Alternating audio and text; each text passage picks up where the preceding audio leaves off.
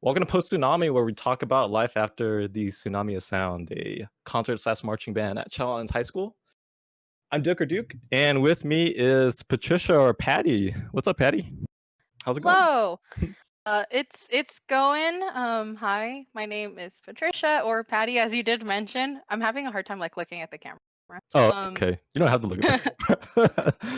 I graduated in 2013. I was in band all 4 years of high school. I did start in elementary school, as many of us did, Mhm. and I played the flute the majority of the time. I dabbled in Barry, and I was in Drumline my sophomore and junior year. Nice, cool. Did you like a particular instrument more than another? Like, did you like playing Barry more than the flute, or like the bells more than the flute? Yeah, you pointed out I played the bells. I just said drumline. No, yeah, I was in all that slash. Actually, I also did percussion my senior year for a little Uh-huh. bit, Percussion, during like concert, oh, for concert, like yeah, yeah. for concert band. Which was fun. No, yeah. At the end of the day, the flute was my first love, and that's what I started on. I appreciated the flute when I got into marching band. It was little and easy to carry around. Oh, yeah, for Even sure. though I hated it just because it didn't really think it never really came up until it was pointed out to me, marching with the flute also really sucks because you have no, resistance with the mouthpiece. Mhm. Your lungs have to be in real good shape. You can't be a smoker and, playing the flute. Not that we did because we were in high school, but no, Yeah. yeah. So I did love the flute in general because it was, my first baby. It was the only instrument I actually owned. But I think at the end of the day, my favorite was probably the Barry. I started Mm, Barry in middle school.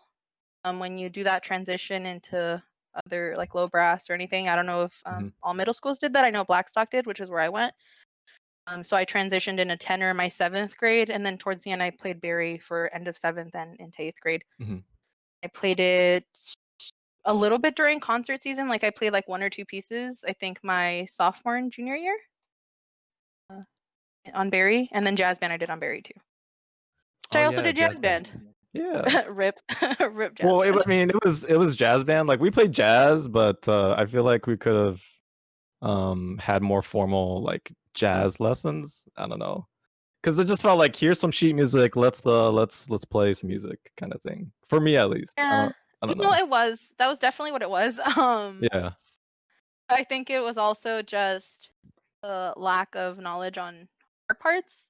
It's Yeah. definitely something that you really had to delve into, which I don't think we necessarily had or made time for it to learn. No. And so it was definitely fun. It was cool to Yeah. have a smaller ensemble. Mhm.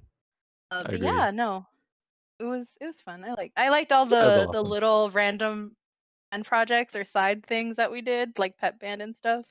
Yeah, it's pep band, jazz band. My freshman year when Drumline dissolved, we had, like, the drum ensemble that we had. Um, Never and a knew bunch about of that. you didn't know about it? I can talk about that later if you want. It happened the year before you started high school. Um, Funny enough, just very briefly, because I mhm, know that we're probably going to touch on this, but first of all, for anyone who doesn't know us, we're a year apart. I am a year younger than you. yep, Or grade younger because we're almost the same age. yeah. Baby. But God, I completely lost my train of thought. I actually am still friends with some of the band people, and Oh, yeah, most of same, me them too. are in drumline. I am pretty close to my drumline friends, I guess, and we're just talking about this in drumline rev and stuff. A bunch of things that happened. I don't Oh, know. Revolution? Yeah. Oh, man, I mean, I don't I know too much about it. I know a little bit about Drumline Revolution, but that's, like, a whole another can of worms right there. Zandra went into it, but that's not Yeah. for me to talk I'm because I sure wasn't a part of it. yeah, I'm sure Zandra and I will talk about it on So I our won't get thing into it 'cause because it's he not my signed story up. to tell. Yeah. Yeah, yeah. That will be, like, 2 or 3 weeks from now. I think he's on the list That's of cool. people who signed up. Yeah. Um, so can you describe, like, what kind of person you were in high school? How did you if you were to tell someone in the current band what kind of band you were, like, what kind of band were you? I don't know. Okay, I think that for the majority of the part, my personality has stayed this like consistent now, That's which good, is yeah. like 7 years later. Okay, my freshman year was in 2009, so it's been well over 10 Yeah. years. Yeah. Like through that whole period, I'm still pretty similar now to then. The only difference is that I've become a little bit more subdued and a little bit more conscious of the things that I do and say. And now there are consequences to being dumb as an adult. Oh, I'm a lot more mindful, but I think I'm pretty similar to now. So if you, if we were to hang out on a regular basis and we're Yeah, not yeah. talking about a certain topic, I think you'll be like, yeah, it's pretty similar still. Mm. Mhm. Um, I don't know. I was all over the place. I was definitely loud. The one who you'd have to constantly remind to that you were like inside, use your indoor voice. Um, Okay, so loud, like, verbally? Probably. And then also, I Okay. mean, I wasn't necessarily opinionated, but when I was very strongly opinionated. Um, yeah, I was all over the place. I was all over the place. I was very Mhm. much the like wide-eyed, like wanting to enjoy this and also do something. Mhm. With, like my high school experience, and not necessarily in the like, oh, I wanted it to be like the movies, but I was just like, I just wanted to have fun, Yeah. and I was very like, I would dive in, like, I couldn't do a field show because of like school reasons. I was like, "We're gonna do field show. I'm all in it. Do you need help planning it? Let's go." Or we're gonna do pep band. You know what? I'm signing up for it. Let's go. I was very like Mhm. wanting to just do things and have like a fun experience. Yeah, yeah, yeah. No, yeah, and but for the most part, I was just all over the place, mentally also, but Mhm. like physically, like where did she go? Yeah, Yeah, honestly, like, I love the energy of, people in, like, your class because there's a lot I feel like your class had a lot of those kinds of, like, energetic personalities, and that really made band fun for me, at least.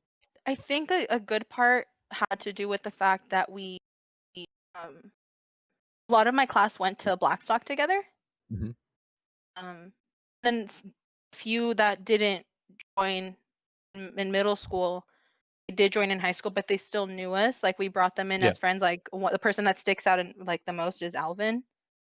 Yeah, yeah. Who we like knew each other, but we weren't like in band together. At least not that I remember. Watch me like completely offended me. Like we were in band like all through like It's like, elementary school. how'd you how could you? But- No, but like that's the first person that like comes to mind. But I do remember that a lot of us did go to middle school together. Or like Angel, perfect Yep. example. He joined, I believe, freshman year as a trumpet. Mhm. I knew him from middle school, wasn't in band. I know full well that he wasn't in band because of freshman year. But no, yeah, like that is, and like just even though he and I weren't necessarily close, he was in that group of like friends, I guess. So it was a lot easier to get along, Mhm. have that energy as like a group. That was, I think, pretty cool. But yeah, it was like 19 or 20 of us by the end of my senior year. Yeah. I We know that tends counted to dwindle down. It Yeah, we wasn't. counted last week, there's 19. At least Really. when you were taking that picture at the spring concert, there were 19 of you No, there was some guys. missing there. Oh, really? Okay, well, more The at one at least where 19. because I don't think in that pic was Jonathan in that picture. Don't think he I was in don't that think so. picture. The Uh-huh. tuba player. The tuba He was player, there. no. Yeah, Jonathan. He was there. I think he was there till senior year. I don't remember full well. He kind of disappeared off the face of the planet, but he was really cool. Yeah, I'm curious what happened to him because I know he was, like, a pretty quiet person. So I yeah, think. a few things that I won't say on Okay. recorded. Um, Yeah, yeah. but no, he wasn't like an evil person. He's not over here doing crimes or anything. But Okay. yeah, just was just not part of the group. I'll leave it at that. Oh, Oh, but he that's was he was okay. a nice guy. He was really cool. That was I don't know I don't know what to say from that. But no, I genuinely love like I loved my class. I still remember 'cause I was a section leader junior and senior year. Um I remember going to like a leadership meeting, Leader sheep. and I wasn't necessarily like I talked to everyone in band, but I wasn't particularly close to a lot of people. I was a person that like knew everyone, but wasn't close to anyone. Mhm. And not just in band, just in school in general. And I remember that there was a point where I would just like pick up and have like fun conversations with everyone. I realized like, oh, this isn't just me. It's like all of us like talking to each other and just kind of, Yeah. oh, we're friends, even though we're not best friends, we're still friends. We're part of the same group, we're on the same team, which was really cool. There was definitely a really good sense of camaraderie and like Yeah. I say this particularly with my class just because it's where it like clicked the most, but I mean it definitely thankfully relayed to different classes, both younger and older as time went on. Yeah, it was really cool. Yeah, that's what I remember about you is that I could always strike a conversation with you, like, about I literally we could anything. because we always used to stay late, remember? Yeah, yeah, I remember that. We were the band Uh, watchmen, watchwomen, yes, band watch yes. persons. Never leaves the band room. No, I Yeah. definitely remember that. And actually, I don't know if you actually check your like Facebook memories that come up. Yeah, I do occasionally, yeah. Oftentimes, oftentimes when I get any sort of memory that has you involved, it's always like, oh, like it's late in the night, or not late in the night, but like let's just say it's at 8 or 9, and it's supposed like, Yeah, oh, yeah. like that was a nice conversation, or like something that I definitely don't remember the context behind of it, but I was like, oh, that's probably a conversation we had after school because we'd always be at school really late. Yeah. Yeah, I remember those. Staying up way too late. And then when it was November, like, during the time change, it would get dark, like, at 5:30, and it's like, "Well, what are we still doing here?" You Well, know, in because my it would get defense, so I had to dark be so picked up from early. school, so that's not Yeah. my fault. You're the one who would just stay here. Yeah. I just Well, realized, did you like walk home? I walked home, yeah.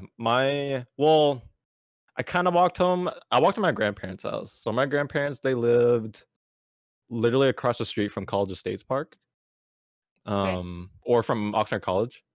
So to walk there, it was like I don't know, 10 to 15-minute walk, not too bad. But sometimes I didn't wanna be there, so I would actually walk home, and that was like an hour walk home. I didn't wanna do Heck that. no.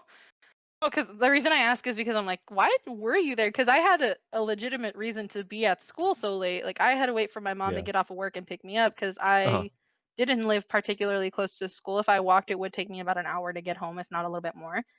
Yeah. Um, because yeah, no, at the time I was living over by 5 Points.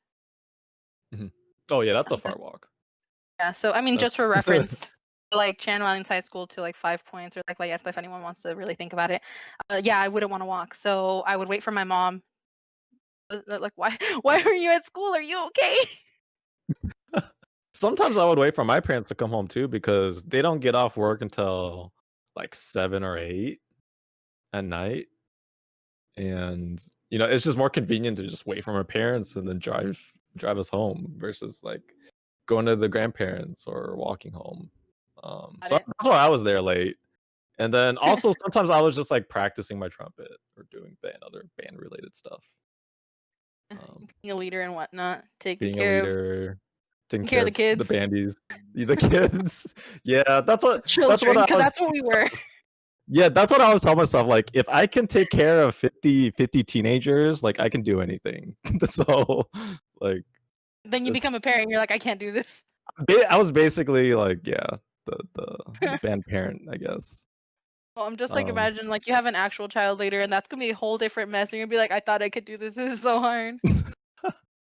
although teaching is a different story though, because I heard, um, that well, I was talking with Julian, and he said, like, teaching is, like, he said teaching was, like, one of the hardest things he's ever done. Like, he's done a lot of things, but teaching, like, freshmen or sophomores in high school, whole different ball game, apparently. Um, Makes sense. yeah. 'Cause at least we wanted to be there Yeah. with band. We Yeah. wanted to be there. If we wanted, you can either learn this or you can leave. Like you had that option. Oh, Not yeah. necessarily Yeah, yeah. recommended. Not that we would give that out Mhm. the out that. Uh, I, oh yeah, like never thought about that. Uh-huh. Don't get me wrong, you did a great job. You're a great drum major. But I know, like kudos to any and all educators, because that like if people don't want It's to a be hard there, job. that's hard. Yeah. It's super fun Yeah. because that's what I eventually probably am gonna end up doing. I'm Uh-huh. scared. Oh no. Yeah, I mean, I want to go into teaching because that's what I want to do, not because I feel like I have to. So I will do it with Mm, full heart. yeah. Always go full ass on anything, right? What was that whole quote? Like, never, like, it's not like, never go It was like, half-ass, like, whole ass everything. I don't know. yeah, it was something like that, like full ass or no ass, something like that. Yeah, I don't know. I don't But remember. we both know what we're talking about. Yeah, yeah. Watch someone's gonna be like, this is the freaking quote. Like, how do y'all not remember? That's how Remember. I mean, I've as of the time when we're recording this, I don't know what's happened. Oh, you said you haven't recorded anything else, but as the time when we're recording this, ones that have come out for the podcast are Andrew and RJ. I've only watched the one with Andrew, and frick, I don't know where I left because I wrote it down somewhere. I'm like, they mentioned this, and I wanted to tell you about it. I completely Mm. forgot where I left those Uh-huh. notes. Damn it. But, well, and someone's gonna be like, well, they totally missed this or they forgot this detail. Like they're talking about this scenario and they completely forgot how it actually went. Because that was me. So I'm not Uh, really. Only like in one or two things. I was kind of like, oh, like uh-huh. this is also a thing. Uh-huh. Well, Yeah, it's do it okay. I'm now. sure you'll remember it like just out of nowhere. I'll Watch, it's gonna be like remember it the end of as the show. I'm like falling asleep. It's like that was the thing. Like the memes It's where you're like like, it's okay. I'm gonna do a follow-up call and then I'll just cut it in the video if that happens. It's fine. like see everything. It's like dark outside. I'm like in my That's complete. pajamas. Yeah. It's like, yeah, we like to add something to the podcast. It's fine. um Uh, I okay, mean, if I do find it, uh, let's yeah. move on to like the band stories or drama or cheesemeh in the past. Um possibly, maybe, I don't know. Um so what was your favorite year in band? Definitely my freshman year. Um, just a preface, I don't really have any like band chisme that I can think of. Everything was just like personal problems I was having, but like within Mhm. friends, not as like a band member. It was completely like independent. At least that I Mhm. again that I can remember. I'll definitely spill the tea if I do think of anything. My favorite year in band was my freshman year. Mhm. Was first of all a whole new experience. I had gone to band camp that previous summer. Um, Bigger school, new school. I was originally supposed to go to Rio Mesa Mhm. because I was living in El Rio, and I moved. I moved to this really like I was in a bunch of like I moved around a lot when I was Yeah. younger in general. I remember particularly in like eighth to like freshman year, I moved around a lot, like 3 or 4 times. So it was just kind of like I didn't have like an actual address. I was like, I'm gonna stay here, and this is the address you can have. So I remember they sent my paperwork over to like Rio Mesa, and on my first day of freshman year, I like show up and I'm like, why do I not have a class? Mhm. They're just like, what do you mean? I'm like, yeah, my name's not on any of the lists. Like, I dropped off my paperwork. What's the deal? And they're just like, oh, let me see. And they find my actual like paperwork. Mhm. And it's just like, oh, so like the address you gave us technically goes to Rio Mesa. I'm like, that's because I just moved. You have the wrong address. Ooh. Shift everything over. So they're like, you're supposed to be there. I'm like, no, but I'm coming to this school now. So like the first day freshman year, I had to go to a counselor's office and they made my schedule Like just on the spot. on the spot. I Wow. like showed up in the middle of my geometry class. I had Gonzalez first period. I showed up in the Mhm. middle and he's just like, who are you? And I'm like, here's my, I literally just got this from the counselor. I'm not on your roster. I'm your new student. So you can sit in that chair because my class is full. It's like, all right. So that was the start of my freshman year. For the whole first week, because my last name is Arceo, I was asked if I was related to Natalie. Ah, yeah. Graduated, 2008. I don't know, yeah, like a year before, 2 years before, 2 years before I came into high school. And all my teachers thought I was her younger sister.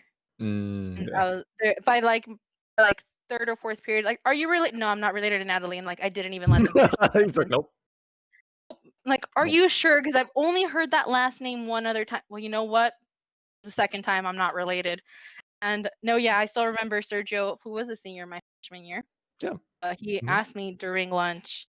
that same first day, "Hey, are you?" No, I'm not related to Natalie, if that's what you're gonna ask. Yeah, that's what I thought That's too, but I don't think I asked that No, to 'cause I you. think he's actually the only one I think he's the only one who asked me about that. Mhm. 'Cause I remember being so irritated 'cause I'm like, I'm trying to have my own identity, it's like my freshman year."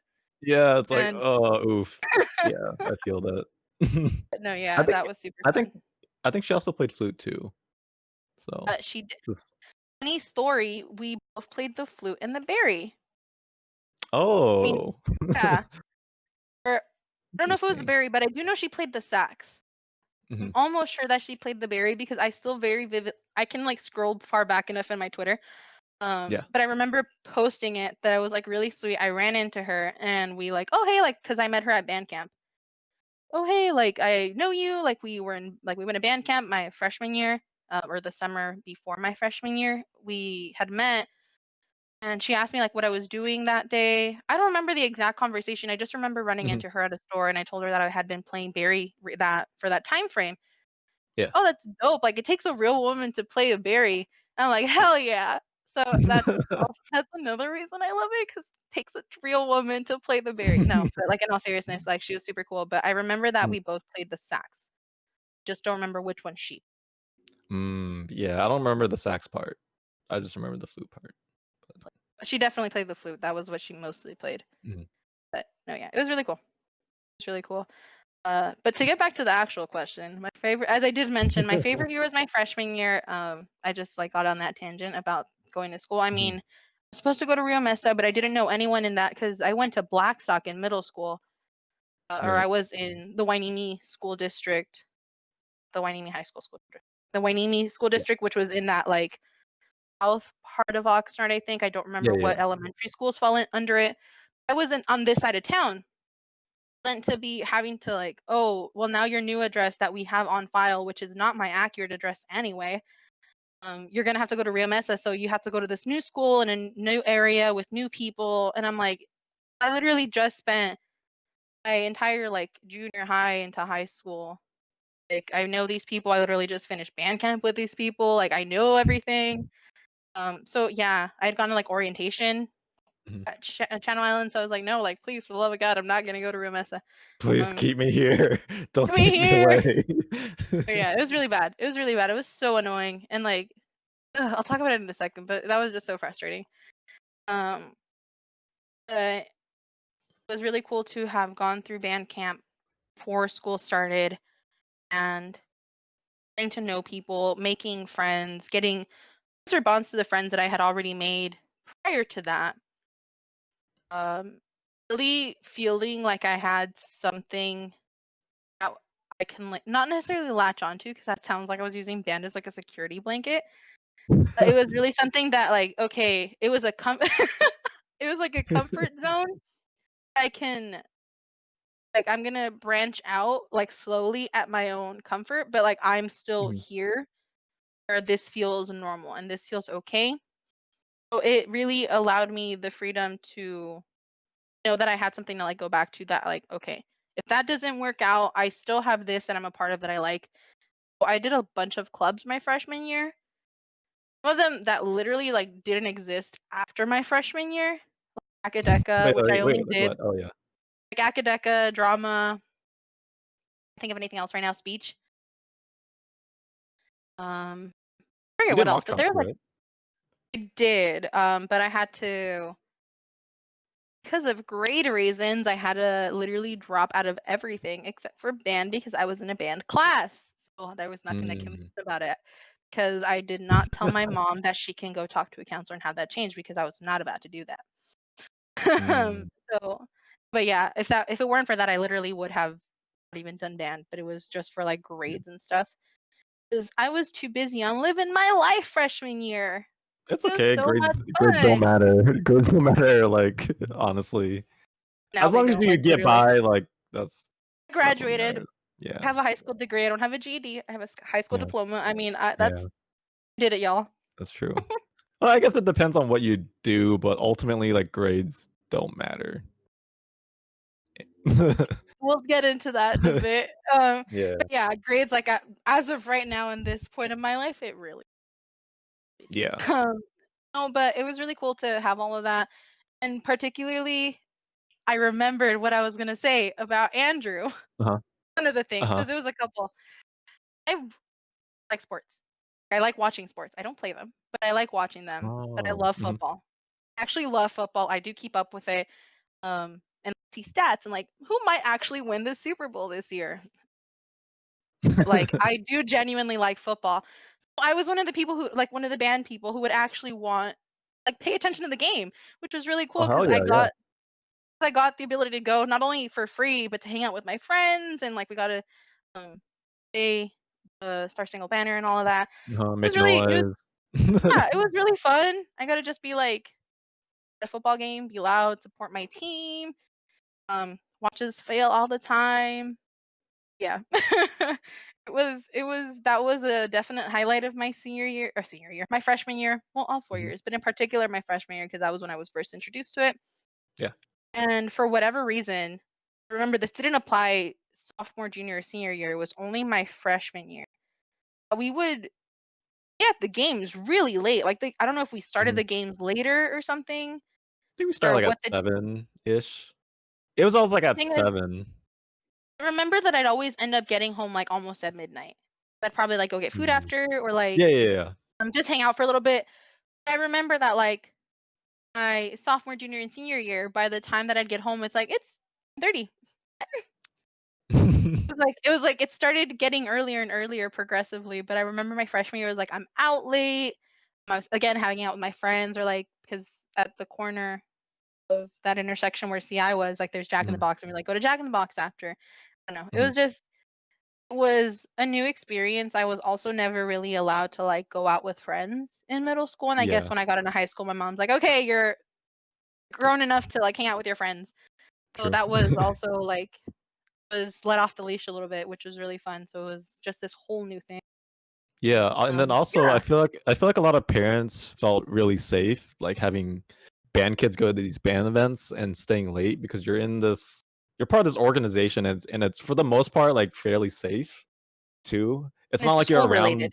Yeah, it's school related, and you're not, doing bad things and being hooligans. Um, so I feel like a lot of band parents, like, trusted us or, like, trusted other, um, like, band kids just in general. And also in regards to that, my mom definitely did. She liked band. She saw that I was enthusiastic about it. Um, which is it was enthusiastic about a lot, but this was definitely a different type of enthusiasm, a different type of like love and Mhm, passion for like the organization I was a part of. She wanted to be supportive, and she's always been like that. But I know that she definitely saw like that like glitter like girl in my eye, and I was like, "This is band. This is a super cool thing." Like I still have like my T-shirts, which I'm gonna mhm, hopefully make a like set of soon, but that's a whole different thing. Like she knows that this was something that I was very mhm, passionate about. And she wanted to see like what is this about? Like what's going on? Why is my daughter randomly hanging out with people in the middle of summer before she even joins school? Like what the heck? And I remember she went to a booster meeting, and at the time, because it was my freshman year, Julian was drum major, and I remember he was like the first one to speak, or like the one to really call it in, because it was him and his mom who were in charge of it. Um, and she was like, yeah, "Oh, heck is that? It's Julian, he's drum major. He's in charge. He's a student." And she's just like, oh, like this kid really has his like head on his shoulders. He knows what he's talking about. He's very eloquent and like passionate about it. And obviously from also talking about like, oh, this is what like we did and this is how things were run and everything. As she saw everything, it was like, oh, like this is yes, it's for fun, but it's like this isn't a joke. Like this is something they care about. This is something they're yeah. doing and like this is truly it's an organization. It's not just people hanging out. It's not just people randomly playing their instruments and like running around. Like Mhm, they're really marching, they're really learning something, they're really playing it. yeah, I know that it also kind of paid off when she saw when like she went to the VC parade and she's like, "Oh, like that's my daughter mhm, there. Like she's actually doing this."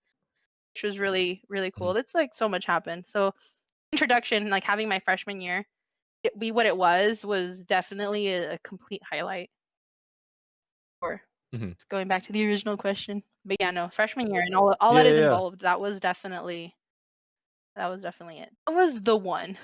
yeah. thing. That year is like 3-0 because that's what Andrew and RJ said too. I think. Well, first of Basically, all, keep in mind we're all the same age, the same class. yeah, And so we were around the same people. We were around the same group. If you ask someone from a yeah, different year, they might have a different answer. Especially if it's someone who like right, right. graduated before we even came into the, it'll be like a completely different experience to someone who might have been Mhm. there like our sophomore year, who was a freshman that year or something. Right. But I know that actually nothing against RJ, but Andrew and I were really he was my best friend my freshman year. So he and I would like talk a lot, and a lot of like, the discussions that we would have is just we were really like we each had our seniors that we went to. I know Mhm. that he had Kevin The bigs, Biggs. I mean I guess. mine was Yeah. Eduardo, which did this out. Cut this out, cut this out. But no, my freshman year I was really close to Eduardo. And he's the reason I really wanted to learn about music itself, like theory, which I only slightly took to heart. I didn't practice as much as I should have. I didn't try as much as I should Yeah. have, but definitely gave me that like respect for musicians that they like completely deserve and are so undervalued and underappreciated because they like this is really those who play professionally, like it is not easy It's a lot of to work. Yeah. yeah, it's a lot of practice, it's a lot of dedication. It's really like analyzing, knowing what you're doing. It's like, okay, well, like this has I mean, this is at a specific oh my gosh, what's the word? How loud it is? Can't think of the word. Oh my god. How long has it been since I've read music? About a year actually. Are talking about like a Anyway, specific music notation? no, like it I mean, okay. I think just in general, having to analyze every individual, like, analyze what the sound is supposed to be, how Mhm. you're supposed to be as like a group, as like a band or like a symphony, and truly like because I can't and think I would talk about this, so I didn't make this a concise thought. But it's just a lot more dedication than anyone gives them credit for. I know that it's like, oh, going to see a symphony will cost you a lot of money because you know what it's worth. But like a lot of people don't see that. They're just like, that's just a lot of money to listen to people play music. Mhm. You don't see the years and years and years of dedication. Like they don't just Yeah. start off like that. Yep. Start off in like, elementary school. Start off when you're 10 years old playing a violin and stuff like that. Mhm. So I definitely learned a lot about like the respect that goes into music, which again I didn't practice nearly as much as I should have, and I regret that like all the time. But at the same time, it really, when I knew I was completely like lacking at something, you know what? Okay, fine, I'll stay after school today and make sure I like practice, which I should have practiced more. I will keep saying that forever and ever. I should have practiced That's more, but it's that's really okay. I just mean, even like yeah, like even if you practice a lot, like I think I practiced a fair amount. I wish I practiced more for sure. definitely practiced a lot. I No. do remember you Yeah. playing quite a bit. Um, Yeah. Because honestly, even if I got it down musically, sometimes like nerves would get to me, and that's just like a whole nother ball game. So it starts becoming less of a music thing and more of like a mental thing.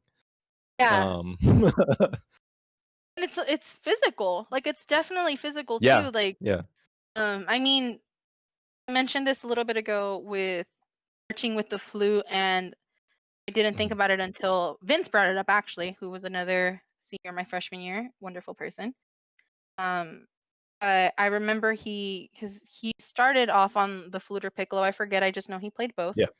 And then by the time I met him, he was a tuba player. And I remember one day he told me that flute is a lot more difficult to march with because of the wind resistance, because of the mouthpiece and your embouchure and what you have to do. I never thought about the fact that to play a certain like phrase of music me was very different to march with than like a sax player because you do have Mhm. that resistance of like the reed and stuff. So I had to not necessarily have like a better lung capacity or anything like that, but I definitely had to be more mindful of that. Whereas maybe a trumpet player would have to be a lot more mindful of your, trumpet position because you don't want to be digging into Mhm. your lip. It's a lot of also physical things, Yeah. making sure you, I don't know, are also keeping up with Who was it? I remember there's a musician who wouldn't like cool down, so he messed up his face. I don't know if you know who I'm talking about. I know someone told Is me this someone about I this in know? high school. I'm pretty sure. No, no, no. It wasn't like a Mm. person, like it's like a professional musician. Oh, a professional musician. Was one Mm. day mentioned that, or like, I know someone told me about this. I know as a professional, and I know that someone's gonna be like, "You're actually talking about so and so." But I remember being told that I think he was a trumpet player who wouldn't cool down after playing. So eventually, after years and years of playing, actually had like messed up muscles in his face. Uh-huh. It affected him in like his like regular life. So it's also a lot of physical, like being mindful of, hey, I'm playing for 2 or 3 hours. It might be in my best interest to do like cool down, like instead of warm ups, like and Right. yeah. So it's a lot of physical stuff too. Yeah, I don't remember And this at all. I remember like I was told. it I don't know if you were ever told. I just thought maybe you heard of it. well, I remember at band camp people telling me to not lock my knees because you could pass out from that. I remember I that did that. much. um That my freshman year passed out. uh-huh, At least I think that's what it was. I could be wrong, and it might have been something else. I just remember she passed out while we were taking the band picture across the street. uh-huh. I'm the one who took her to the nurse's office. Oh no. It's bad, but Yeah. no, I mean definitely being mindful of like the physical aspect, not just like the finger or like blowing Mhm. aspect. Actual like yeah, making sure you're also okay to play your instrument. Just being mindful of Yeah, the music in yeah. front of you. Yeah, I'm always fascinated at like drummers that are playing like at concerts because they're playing like God knows like 10 to like 20 songs and they're the only drummer. It's like Like, running around all over the place. yeah, it's crazy. That takes so much endurance. It's crazy. I never marched with Drumline because I was bell 4 and we only had 3 harnesses. Mhm. I remember at Pismo, um, I asked Sophia if she wanted me to carry her the tenors and she or the quads, whatever they're called, I forget. Anyway, if you wanted me to The to same carry thing, the yeah. quads to the bus, and then she's just like, your back's gonna hurt because she's like slightly shorter than me. I'm 5 feet tall. One doesn't matter. I'm short. Mhm. And I remember halfway to the bus, which was like a mile away, if that, I was like dying. Like, how do you march around with this thing and like play it without passing out? And she's like, I have no idea, but I just put up with it. And I'm like, absolutely not. So literally probably having to wear like a back brace and stuff so you don't break in half. Yeah, Oh geez, yeah. definitely an endurance thing too. Yeah. Yeah. There's the bass drum and then there's also the sousaphone too. Like I got to try out the sousaphone a few times and that thing is heavy, mainly on your left shoulder. Yeah. 'Cause Yeah, yeah. I the was like like, isn't he right? But no, yeah. yeah. Not the belt, but like part of the tubing The like lands on your actual left shoulder. the part Yeah. that actually you hold on to, I guess. Um, Yeah. just random note. I just remember that picture of Germany when she's like this big, like the Uh-huh. sousaphone just like takes up her entire body. I don't know if you remember that, but there's a picture of Germany just like wearing it, and she's tiny. Yeah. Yeah, no, a lot of physical endurance that goes into playing instruments. What were we talking about? Why did we get here? I don't know. We were talking about band years. Somehow ended up into Oh no, it got it because of the appreciation of like actual music and like musicians. yeah. That's Yeah, why we yeah, got here. yeah. Um, Yeah. but yeah, and the reason that came up was because I mentioned that we had okay, because you said 3-0 for freshman year. That's Mhm. because RJ Andrew and I had the same freshman year. I think it wasn't just the fact that it Yeah. was our freshman year; it was the fact that it was 2009. The 2009-2010 year was just great. Um, Yeah. That it's just that class in particular. Like they were such a special class in my mind. class of I've 2010 definitely hold the yeah. biggest place in my Yeah. heart. Yeah. I've talked about it like kind of a lot the last two podcasts. Let's just talk about them. I love them. I love them so much. And I'm not even, don't get me wrong, the ones in band in particular were my absolute favorite. Still love them to death. I literally just talked to Eduardo like 3 days ago from Mhm. recording this. And then I talked to Sergio, well, like maybe right before Corona Mhm. struck, like right before Corona closed everything down. I was hanging out Yeah, with his yeah. sister, who I didn't know was his sister, Oh. and or I did know they were related, but I wasn't really friends with both of them like together. It's a thing. Mm. I remember I like talked to him briefly, and then we were supposed to hang out, and then for whatever reason that fell through, and now we can't. But no, yeah, like 2010 holds like a really big place in my heart, and that applies particularly for band, but just in general. I think that class overall, like I had quite a few friends outside of band that were seniors my freshman year who were really dope. Mhm. Um, I had a thought connected to this, I swear. It's okay. um, I was also the one, and like, because you asked me earlier of who Mhm. I was also the one who would just lose their train of thought all the time. I would never talk about It's the same okay. thing for too long. Yeah, that It's also okay. I applies. lose That's my train another of thought thing. all the Oh time. no, I'm not saying this is like to apologize. I'm just saying that's another thing because I would never talk about the same thing for too long. Mhm. Um, no, yeah, It's okay. 2010 was really dope. I definitely found myself not necessarily like relying on them, but going to them or seeking them out a lot. Like when we were doing anything, there were definitely a lot of times I'd be hanging out with like Kevin or like Brian or Eduardo. I would talk to Sergio quite a bit. Just like being around them in general was really cool. Yeah, Yeah. and they also set, like, the music standard for the band. Like, literally, you guys played Bravura the first March That was going into another that thing that year. came up. Yeah. Was another thing that came up That's not an with easy Andrew. that's not an easy March. Yep. Oh, the reason that happened, if I remember correctly, we were supposed to do Mother Hubbard. That was supposed to be our march for the year. That Mhm, was the one that was chosen, but I don't know if like they didn't buy the music or it didn't get sent on time or something happened with it. mhm. I just remember that the point is we didn't have it to play for VC or like Oh, for yeah. whatever reason it just wasn't going to happen. I don't know why. I do remember Julian mentioning that was supposed to be the march for the year. We just didn't have it or it wasn't enough time.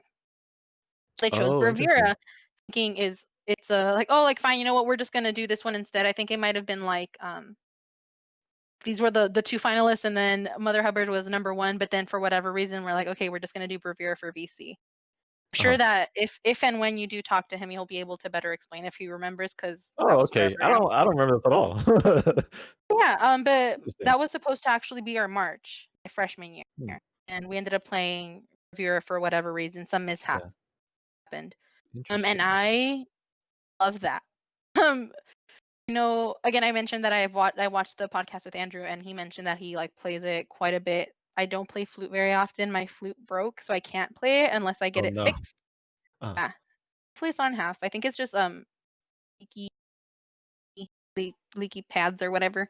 oh, no. Um, yeah, super fun. But anyway, I definitely go to a trio for Bravura quite a bit. It's one of those things that I still remember even now. Like, I'll find myself if I just have my pen, I'll like be playing the flute or like fingering the flute fingerings on my pen because it sticks with you. And it's like memorizing things for band was no joke. Like I know it Yeah, was that took always some work. did. I remember the first thing I actually remembered was SSB, Star Spangled Banner, sorry. Mhm. The first thing I memorized because I was like, we're gonna have to perform this, but like everyone's actually gonna be watching us. I have to make sure I play it right. So that was like the first thing I memorized, and I still remember that like sense of accomplishment, like learning it because I was always told up until 8th grade, don't memorize anything. And then freshman year, it's like, here, learn Memorize all of this. everything. Here, literally memorize everything. Yeah. So it was a struggle, my dude. Oh, yeah. And then plus we didn't have lyres either because we didn't have like, we couldn't afford it. So It's because we we were were better forced than to that, Duke. Okay, we're better than liars. We're not liars. We're truthers. I know. Oh, Yeah, but yeah, yeah, I see other high schools and they're using lyres like, "Come on, guys, just, just memorize your music." Although I feel kinda yeah. bad now because when I went to college, we kind of used lyres, but then again, like, we had a library of, like, 80 plus like, pep band songs, and you can't memorize Oh all of yeah, that. no, It's just too definitely much. not. On top of, like, 'Cause college, like, getting your college education, that was a lot. it's time. Who Different has the ballgame. time? I know, right? I mean, there were But some songs that I did memorize for sure, but to memorize like all 80 songs is a lot. I mean, also another thing to be like mindful of, at least at our high school. Yes, we had our staples like Get Ready and 24 Yeah. 6 to 4, like Hoorah, all those like basic Sons of Westwood. But a lot of things like we would have those basics that we'd all learn every year was the same thing, but there were the things that we would learn only like we would only play it my freshman year, we only played it like my junior year or anything. Like we only played it and we would make sure to practice it too. It Mhm. wasn't like, hey, you have to memorize this for like all 4 years. We didn't have like 50 songs. It was like, you know what, we're only gonna have like 10 Yeah. songs or whatever, and we made sure to consistently practice it. Yeah, I That's tried another to thing. change that. I tried to like when at least when I was drum major, I tried to learn every not let me take it back. So any new pep song that we learned, I tried to keep it in the library, so to speak, because a lot of the times, like 1 year they'll learn that piece, right? But then they'll completely forget about it the next year. So I wanted to change that because I didn't want to only play like 10 songs.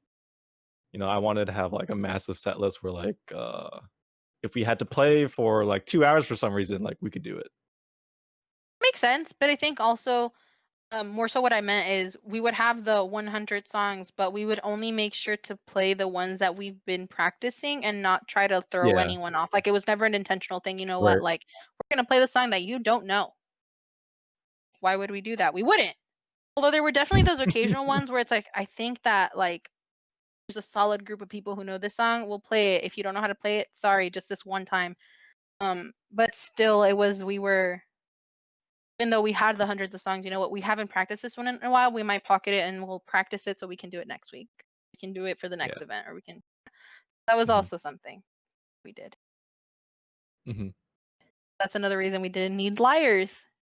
We only were like playing the ones we knew. We Yeah, tried yeah, yeah. our best. Yeah, I got some pep songs from UC San Diego, and that's where we got Take on Me. I don't know if you remember playing that. I Um, do.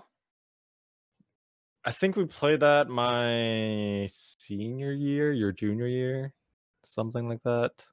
And it was kind of a difficult piece just because it was so high. At least on the Yeah. trumpet. The do do do do do do do do do do that part, like that part was like I don't think it pretty was high. particularly hard in that sense. I do remember the section with triplets. Oh yeah, yeah, yeah. That part, but it was That written in part was triplets. difficult. Yeah, yeah. I don't remember that piece. Because here's the thing, I also didn't. That was my. Yeah, it was because you were still there. Yeah. Remember that was one of those pieces that I didn't particularly learn very well. I am no shame. Did I play it fully? Absolutely not.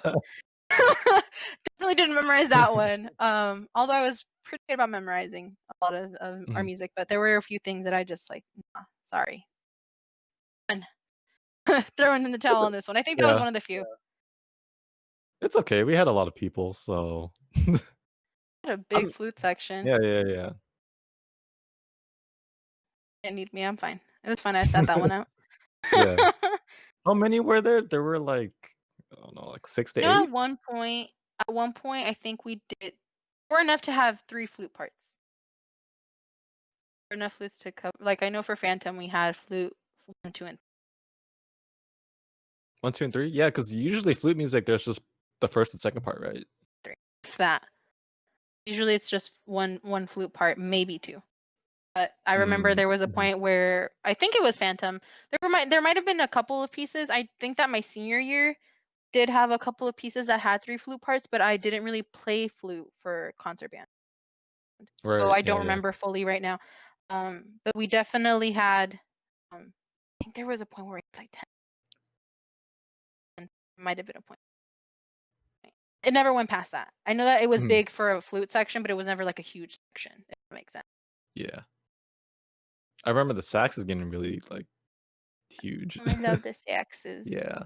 The saxophone has a very, very particular place in my heart because as much as I love the flute, I definitely also I mean, I don't regret anything I did or the way I did it because if anything, I would still learn how to play the flute first. Just because I don't know, there's something about learning the flute first that I really appreciated. Mhm. Um, I feel like people have a harder time learning transitioning to flute from other instruments than the other way around. Oh yeah, dude. The flute is the only instrument I cannot play. I cannot make a sound with the flute. Like I can do any like mouthpiece based like brass instrument, right? I can make at least noise with the sax, but with the flute, I just can't do it. Like I don't know why. It's the one instrument I I mean, can't play. if you can like play into a jug, Uh-huh.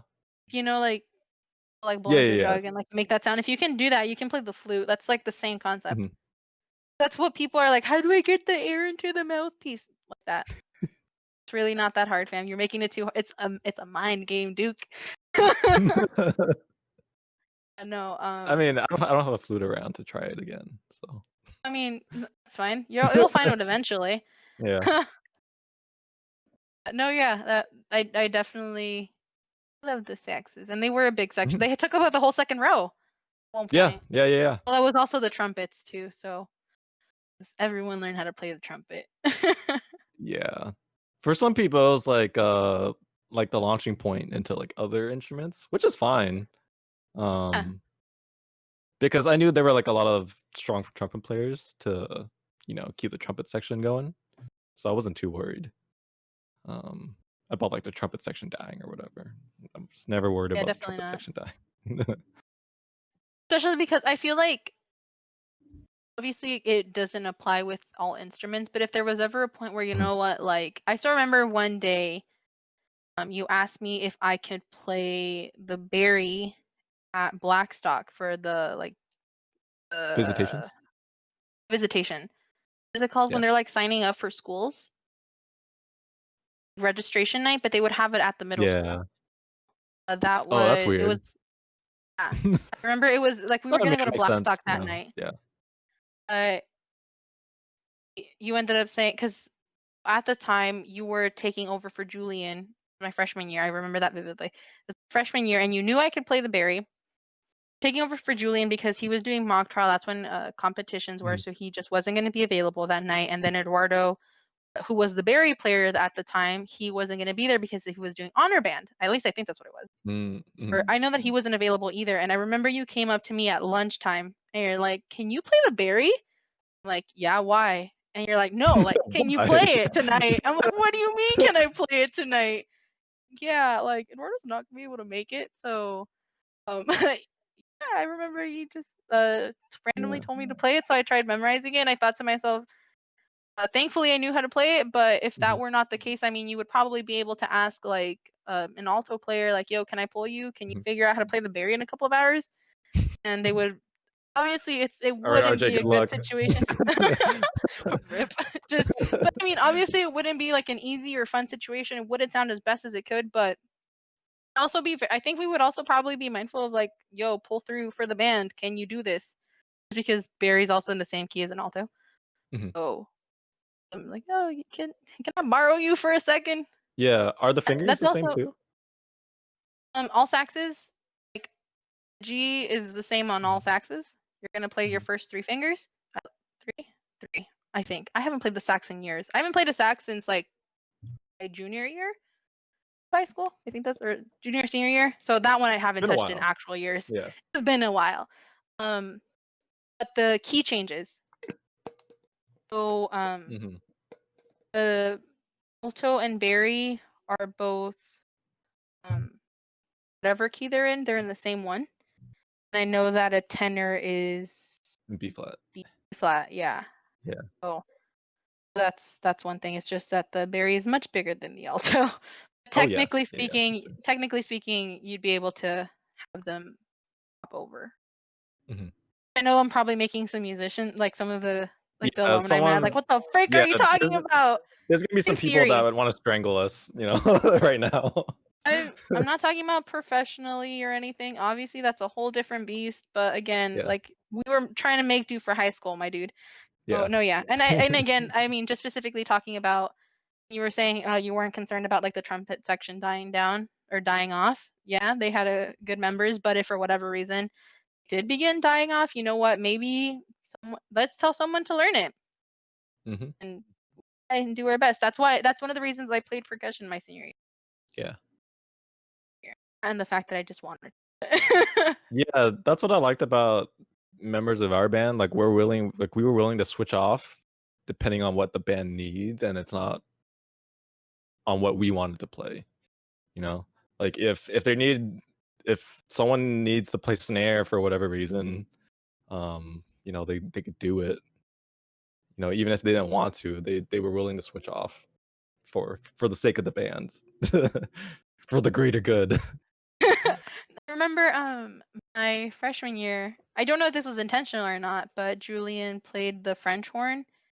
Uh, Mhm. Again, I don't know if it was done for that reason or not, but he played the snippet for something was French horn solo. So he played that, and I mean, maybe it was a coincidence, and then we played it like, oh shoot, cool. It might have been very like, you know what, I'm gonna play this for this one piece. Because why not learn it? Mhm. So Yeah, making Julian did sure that that. we I do think what we Paul did can. that too. Yeah, Paul did Really? that That's I too. I didn't think know he that. learned French horn. I think so. I think he Oh picked up French wait, horn no, hold too for on. I concert do band. remember him learning. I don't remember him playing, if that makes sense. I just remember him Oh, having it okay. in his hands at one point. Oh, I Oh see. Yeah, yeah. yeah, Paul. yeah. I still No, it's just I'm pretty good friends with Paul, and I talk with him like semi regularly. Um, but yeah, he's doing well. If you're curious, that's good to hear. I'm happy to hear that. yeah. What are we talking about? What are we doing now? I don't know. No, yeah, it's funny enough just because not talk about band friends and whatnot. So my best friends, like all of them, I met in some capacity because of band. Whether I mean, okay, so my best friend is Christian, like he's like my best friend in this universe, and people know him as Eli, if you remember him. Mhm. And he and I keep in touch. Like he's literally off in the Navy in Mississippi right now, and like we keep in touch. And it was all because we met through band or Drumline because he joined Drumline, and obviously there was a connection there because we played together. But then also Sarah, who was a trumpet player, I'm gonna go see her after we finish recording this, Yeah. and and my friend Sia, who I met through my cousin, but they met through band, I think, and then Mhm. she and I got close because she was in band. So that's cool, and like I keep in touch with them, not as much as I probably should, but Mhm. I do talk to them quite often. Christian, I actually literally talk to every day. Um, and it's really cool to see we've all like progressed into our life and we still have this like one thing that really keeps us bonded, if that makes sense. So at the end of the day, we may not like super Yeah. close or super friendly, but hey, remember that one time we did this thing together through high school or like through band that we were just like hanging out all the time, which is really cool. Yeah. Like the other day I mentioned I just had spoken to Eduardo like a couple days ago, and we made like this like conscious decision of like, or just thought I think of want to really get in touch with people that we haven't really talked to. So it's nice to kind of catch up with people we haven't really seen or heard from for a while. Like this is really cool. I haven't talked to you in a while. So just to see mindful of like the Yeah. friends that we've made, even don't have to be best friends to be friends with someone. That's really cool. And then Mhm. also I did mention that I'm still friends with like the drumline people. And one thing that's really cool that we also came to a conclusion. So we had a Thanksgiving together, or Friendsgiving. And it was really nice Uh-huh. because while we were there, we were all just hanging out and we all made the effort to be there and we were all very present in that moment. Andrew couldn't make it Mhm. because he's up in San Jose, and then Christian couldn't make it because he's in Mississippi. But it was really nice because when we were there, we're like, yo, like we've been friends since like freshman, sophomore, junior year of high school, depending on what year it was for us. We've all been friends Yeah. since then, and it's now like 2019, and we're literally still friends. And we just like I can see I have a notification from them on my Facebook, like right now actually. Um, but like we're still close, and I know that I can like talk to any of them, even though we don't necessarily see each other all the time. But we're still very closely bonded, and it's not just because of band. We just have happen to find ourselves as people that happen to be in band, or in their case, Drumline, because I was the only one who was just in band, and they were all through Drumline. But still, it's super cool. We have all these friends. It's just like, oh, I met you through this one random thing, this random activity I decided to do in high school, Mhm. but now we're like bonded for life. Like, none of my friends are allowed to leave me at this point. Know too much. But no, yeah, it's Yeah, like yeah. it's super cool to like have this experience or have this band experience with them, and then also be able to move on into my adulthood and then still have them along. Just funny that we both like all decided to join band, and now we're here as adults Yeah, yeah, yeah. post band. Yeah, that's why high school band was it has a special place for me because I I feel like I had there's like that there's like the interpersonal relationship that I maintained with actually with a lot of band people. I didn't really get that in college band, even though college band musically was like 1,000 times better. I didn't have that same sort of close relationship with people. It was more like go to the events and then go home kind of thing for me at least. Because one, I didn't want to put the energy into being like a leadership again because I knew how much work it was. Like, oh, I just want to play my trumpet and that's it. Kind of Absolutely. thing. Yeah, yeah. Um, but yeah, definitely that's why high school was such a big or high school band. It was like so important to me is because of relationships. Um, that are still going on like today. Like I still talk Yeah. with Paul, Brandon, Steven, who else? Yeah, just Oh, and I still keep in touch with people on Twitter and Facebook and that sort of thing. Um, yeah.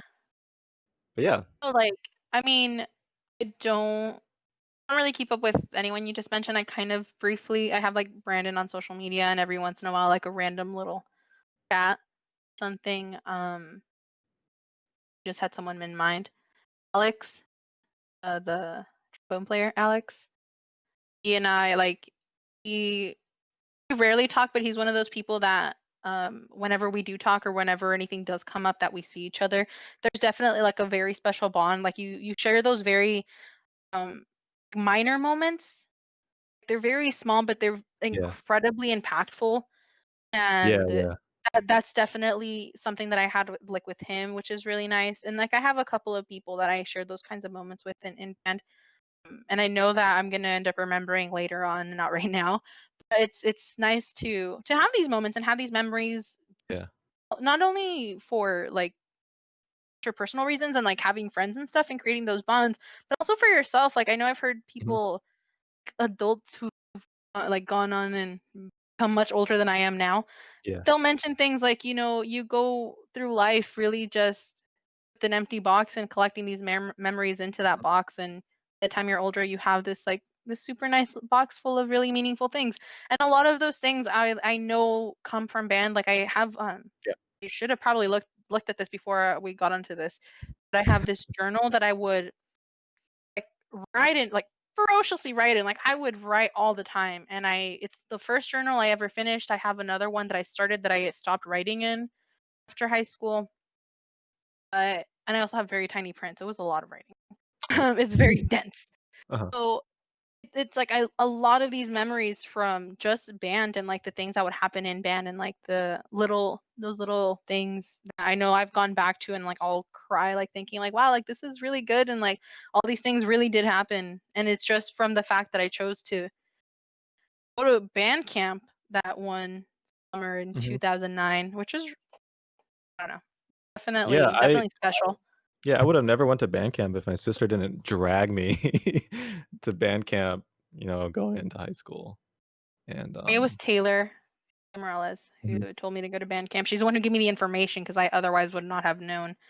But yeah, Yeah, because back then, CA didn't really do a good job of advertising I also didn't Bandcamp. have any social media. Yeah, because back then social media wasn't, like, as big. It was still, like, in its infancy, for Yeah, sure. like, I got a Twitter my freshman year. Did I use it? No. um, it was back in the day where like instead of actually going online, you would do the like text to the like what was it Mhm. like 40404? You would just like text it.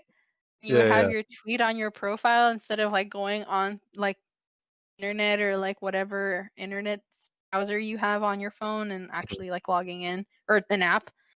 Yeah, so I definitely would have had no other way to know. I didn't have like Right, a Facebook, Instagram, and Snapchat were like not a thing back then, so there was like no right. way of me knowing in any capacity. So if I were not Yeah. told by Taylor, if I did not make that decision to go, I know that would have never happened. And then they didn't do the visitations either back then. So even if there was no social media, like, we wouldn't have known because they didn't advertise it. At least from what I remember. My like, as a junior Oh higher yeah, person going into high school. I mean I know that, and when I was in 8th grade, I'm assuming I know I was in at Blackstock. I know full Mhm. well that I was at Blackstock. Um, I remember CI came to visit, and I don't know if it they played in the cafeteria. And I remember because Julian Yeah, conducted, and we were just like, "Why is he conducting like that?" Because he would be very big and do yeah. the Roque Rock as it The was Roque then dubbed. Rock, which, now he's kinda keep that on the down low now when he went to college. He stopped doing that, but no, it was definitely something unique about him. Loved it, but no, I remember that I mean, it could have been my 7th grade year, it could have been 8th grade. I do know that CI went, and I only remember because Julian. I think they did go also like later on. Is I think We did it your freshman Charmaine year. went.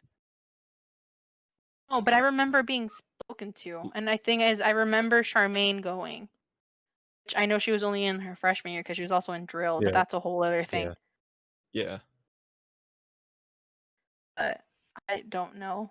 Really, I mean, I didn't think I would be doing some sort of podcast like 11 years later. So So, you didn't have the I don't, information that was I don't have pocketed that for written 11 down. years. I mean, slightly. I have big memories. Mm, It's really. But I do remember going my freshman year because I did one of the middle schools. I just forget which one. I just remember going one of the mhm. days, and then I did my sophomore through senior year, Yeah. or I don't think we did it my senior year. I could be wrong. No, I went though because I was section leader at one Yeah. point. Cannot confirm because I was not there. Whoops, whoops. Uh, Sucks to whoops. be you. I like just no, it didn't. I was in college living my best life. Did you have any, like, memorable moments? I'm doing, like, a hard Hard- segue. um. Um,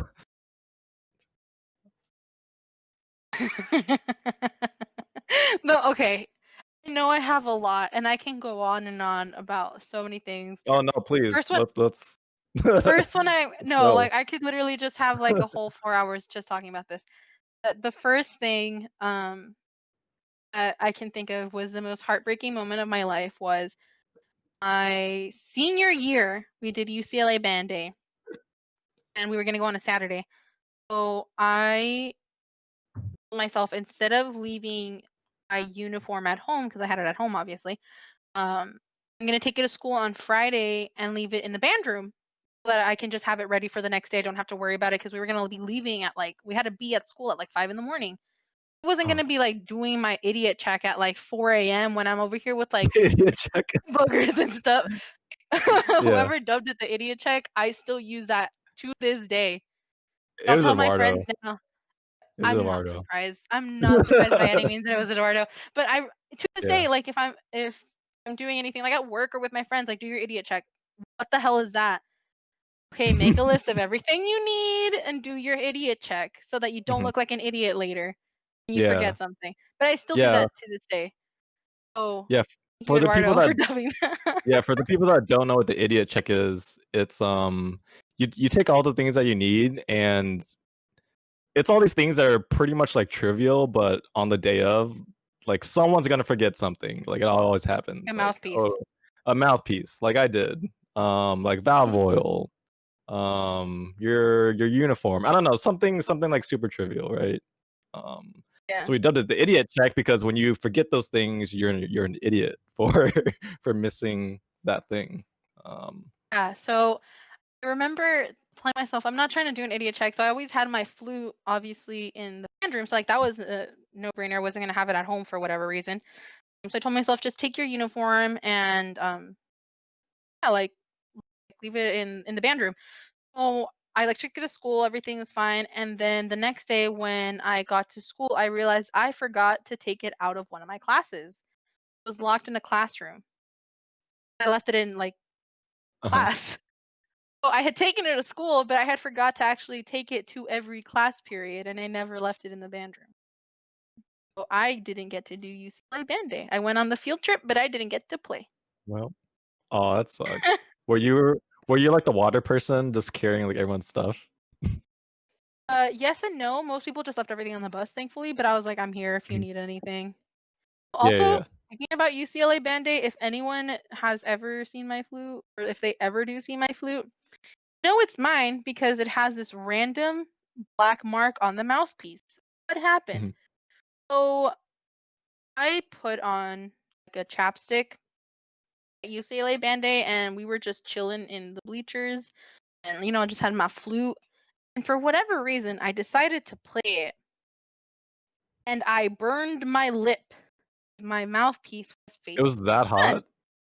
Yes. I literally had like a burn at like not on my actual lip, thankfully, Mhm. but it because I had just placed it on.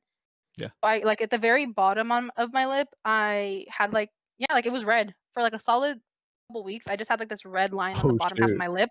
It was really Uh-huh. bad. But if you look at my mouthpiece, which I wish I had, it's in my garage right now. There's just like this black line because I burned my lip, like Dang, it's that's seared creepy. on there. It's really bad, but it was like, hey, at least you know which one's mine. So that was cool, I guess. Dang. Uh, but my like top favorite number one memory, and like it's the dumbest thing too, but it was just like one of the most random things that happened. So I went College Park. If Mhm. it was Kevin, Brian, and Taylor at least, but I think there might have been more of us. And we were just like, now it's like all nice and pretty and like constructed, and there's like a park and like an actual park or like an actual field and stuff. But my freshman year, in the middle where like the bridges and everything, that was just open space. Yeah, it was just dirt, right? It was a ditch. I say ditch for a very specific reason. Why? Because we went into it. We found a random stop sign. Oh, yeah, yeah, yeah. It was like one of those like the stand-up stop signs that people Mhm. use for like construction and stuff. Yep.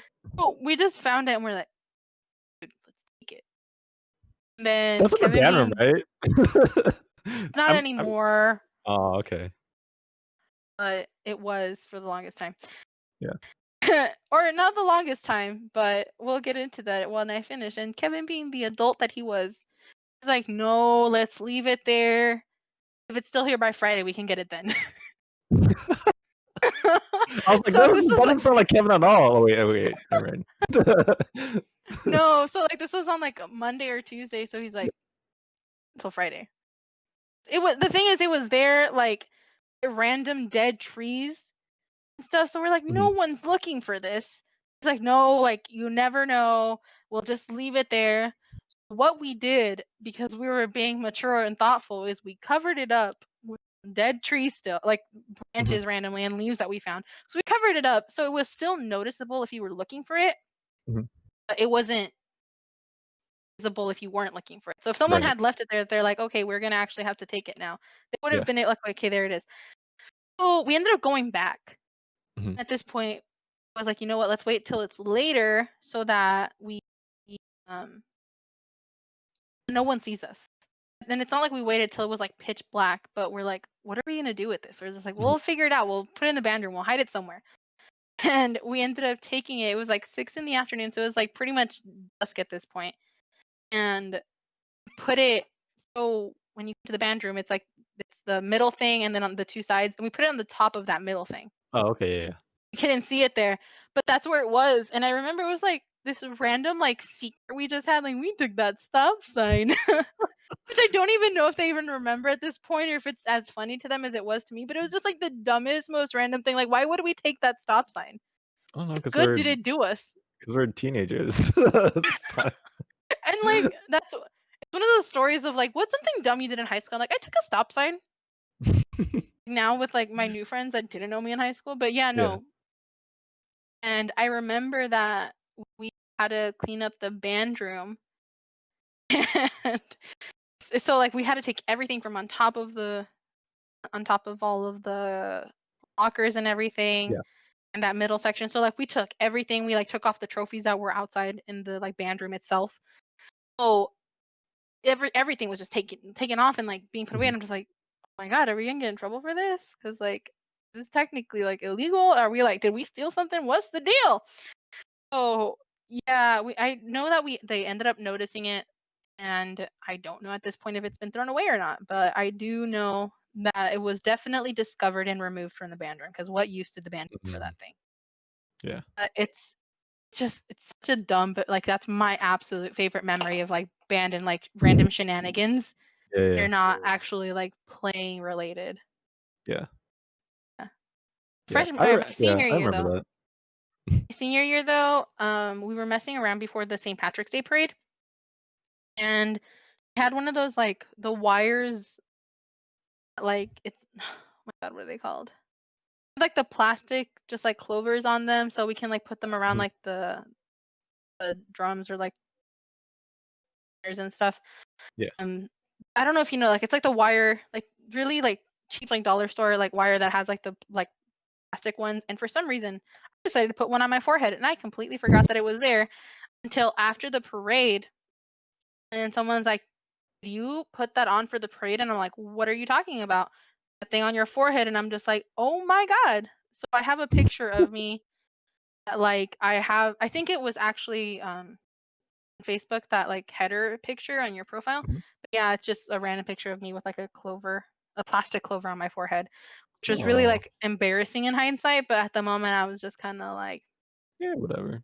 that's unfortunate. All right, I'm gonna have to look for this picture because I don't remember this at all. Uh, Get it? I mean, I know it's somewhere, and it's not really. I know it's not hidden because I thought it was really funny at one point, but then I was just also like really irritated. I'm like, that was my last parade, and that's the picture I have of Yeah. myself. That dumb clover on my forehead. But it's okay. It's also fun. I actually It's really did fine. enjoy my last parade because my section was my rock. My senior year, Mm, senior year yeah. was a terrible year. So Oh, I how saw this come? meme though. Was there any, like, specific reason? Mental health reasons, like Okay. personal reasons. Yeah, there's no shame in getting mental health, people. Mhm, No, yeah, I had a lot of issues with certain friendships that were falling apart, and like relationship, like both platonic and like romantic relationships, and anywhere that were falling apart. Um, Family issues and stuff. So I was just mentally not stable enough to like deal with senior year. I almost didn't graduate if it were not for the graces of Miss Adrian, who quite literally pulled every string she could to make sure that I graduated. Well, like it's insane. Like she was failing out of B in ASB. Like, mhm. how do you get a B in ASB? You get a B in Uh, band. what? Yes. I have a transcript somewhere, a report card somewhere. I Hmm, was failing every class. Every class. And if it were not for it, genuinely, if it were not for my section, who like really kind of pulled me through, yeah. don't know if I would be here. And if it were not for Miss Adrian, I would not have graduated high school. Senior year was just really bad. I saw this meme the other day. It was like, "Did your sophomore year suck, or are you normal?" And I'm just like, I feel so called out with that. I feel so called out because it was like freshman year, junior year, sophomore year, and senior year. Like, yeah. So I was just like, why you gotta attack me like that? Dang. No, Yeah. and also it was really nice to know that when I was going through all like the hard stuff, that I had band and like the people that were there supporting me. Um and no, yeah, like shout out to the flute section my junior and senior year, like truly pulling me through and keeping me accountable. Mhm. Oh boy. They're your anchor. But no, like they legitimately were, and Mhm. particularly the freshmen my senior year, I call them. I know that they go by like the trio. I call them the triplets. Jaira, Reina, and Uriel. They really they're sweet. They still are. They're great. But yeah, if we're not from my section, like they really did a lot for me. I mean, I got voted my senior year with like worst case of senioritis or whatever the heck. Like it was bad. Senior year was That was bad. that was a little superlative? I don't know that. My senior year it was because I got it. Mm. I also got like Mm. best senior or whatever, so that was nice.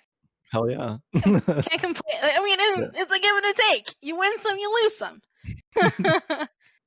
Oh yeah, like she was rough. I think there are definitely a lot of memories. I don't know. I mean, no, I like talk about a lot of. It's one of those things where you talk about one thing, it leads to the next and the next and the next. Yeah. So right now, when I mean, it's not like you put me on the spot. I know full well that I was gonna be discussing things like good memories from band, which is Yeah. why I thought of that, like the stop sign thing. Yeah. But there's like it's a lot of little things. Because I did mention before, Yeah. it's the little things that you really carry with you. I mean, it's not like it was a small event, but going to like Pismo or going to like Six Flags, those was definitely a special point in the year, which were something to always look forward to, which I really did appreciate. But that's a lot of little things in between. I Yeah. remember going to being in the pep band at a basketball game my freshman year. It wasn't all Basketball of game. us. That Yeah. was like that was like the first year we went to something like that, and we Well, were complete noobs, we didn't know how to do it, like I wouldn't know, but I remember going, and it was the one time we were allowed to sit while in uniform. Oh, Mhm, we were not allowed to sit while in uniform. Shame, mhm, shame. I do remember just being like, this is definitely different. Like I do like basketball, but I never cared about it particularly. Like, oh, mhm. cool. I'm watching this. We're playing here. That's cool. I'm with my friend, like other friend behind me. It was fun. It's a lot of little things that I really can't think of right now. Like concerts were always fun. Ah, actually, I remembered one thing. We played Disney at the movies, I think is Disneyland? what it's called. Disneyland the movies? No, Yeah, we that was, like the piece. we Was played it my freshman year, your sophomore year, and then we also played yeah, it my senior year. We were already mhm, gone by then. We played it my senior year, and I remember I never took solos. Not because I was like, I'm afraid. I full well wanted to play solos, but I'm like, I won't take them. Like, I don't care. I remember being like, I want to play the solos for Disney my freshman year, but I didn't because if I'm not mistaken, Marianne played one and then Aaron mhm, played the other because there's two. And like Marianne being like the Disney person, even though yeah, I love Disney well too, then Aaron played the other one because she was section leader. So I was kind of like heartbroken. And I told myself like I like never took any solos, like even as a section leader. And I remember my senior year, we were given Disney at the movies, and I'm like, I don't mhm. care. You guys can have any solo because there was quite a few flute solos in Yeah, all the yeah, pieces. Y'all can fight for any solo you want, but I am having Disney, and no one can change my mind or tell me otherwise. And I might have handled that poorly, but I was like, absolutely not giving up my shot. This was sent to me yeah. by God or something. Like, why were you playing it? Like, it's one thing to play like the same piece more than one year when it's like a staple piece, like when Mhm, you're doing like marching band, but playing the same concert piece in one high school career, I'd feel like that just wouldn't thing. I'm yeah, like, this, I'm taking advantage of it. So that was definitely something. yeah, So playing the solos for Disney was a definite highlight of my senior year, especially considering it was such a terrible year. Which was also really cool because I get to brag about that at my jobs, and I've also worked at Disney on more than one mhm, occasion. So it's like, oh yeah, yeah. I was in band and I totally played like a Disney solo because I was like a total Disney lover before I even worked here. Yeah, that's really cool. Yeah, that was a cool piece. I remember playing that, and that was a lot of fun, I think. I mean, I'm not, like, that big into Disney, but just playing it was super fun, I think. It was fun to Because we played play. it, yeah, it's fun to play. Fun to play, but I'm also like a total Disney person.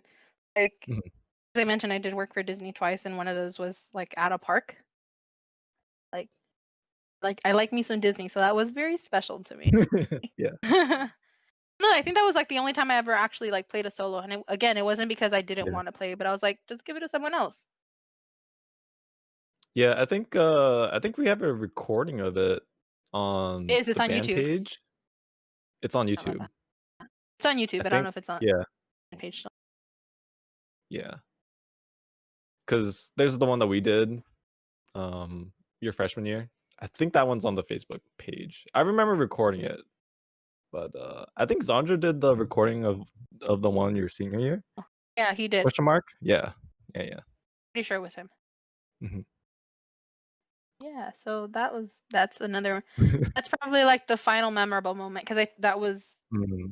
I know I think that might have been the spring concert. Yeah, yeah, And that was a then spring concert.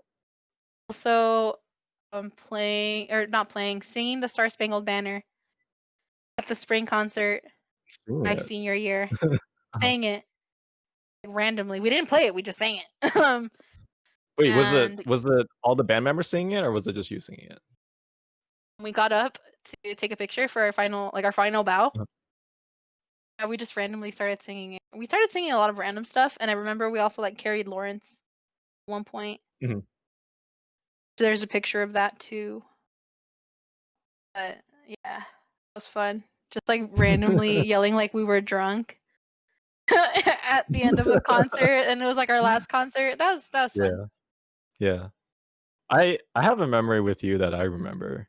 Um, it was your sophomore year, my junior year, and we were doing like, we were supposed to be playing at a football game, but it wasn't a football game with our, like, high school or, like, within our district.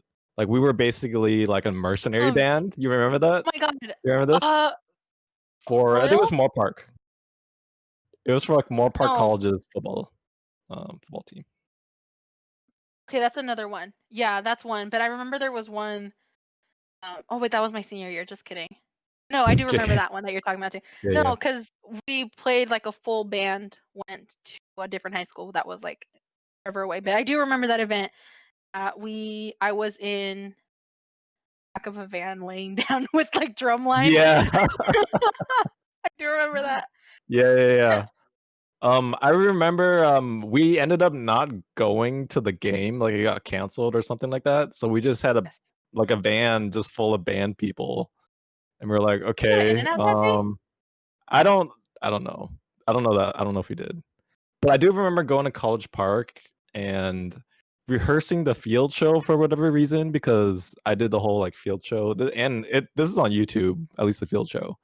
We practiced at the field show. It's like, okay, we're all here. We might as well like do something, I guess. And we're all like in our band shirts, anyways. Um, I wasn't a part of it. I wasn't part of the field show. I was just hanging out. um, but yeah. Anyways, we did that.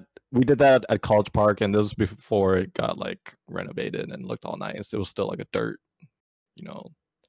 Everywhere. Yeah, dirt. Random grass patches. Yeah, the pavement was still like kind of crappy. Yeah. But yeah, we practiced on that. We played it. We did the field show, and it was great. Um, and then we just started doing random things after. And there's a picture of you carrying me um a while back. I don't know if you remember this picture, but I see it like We every now and recreated then. that picture.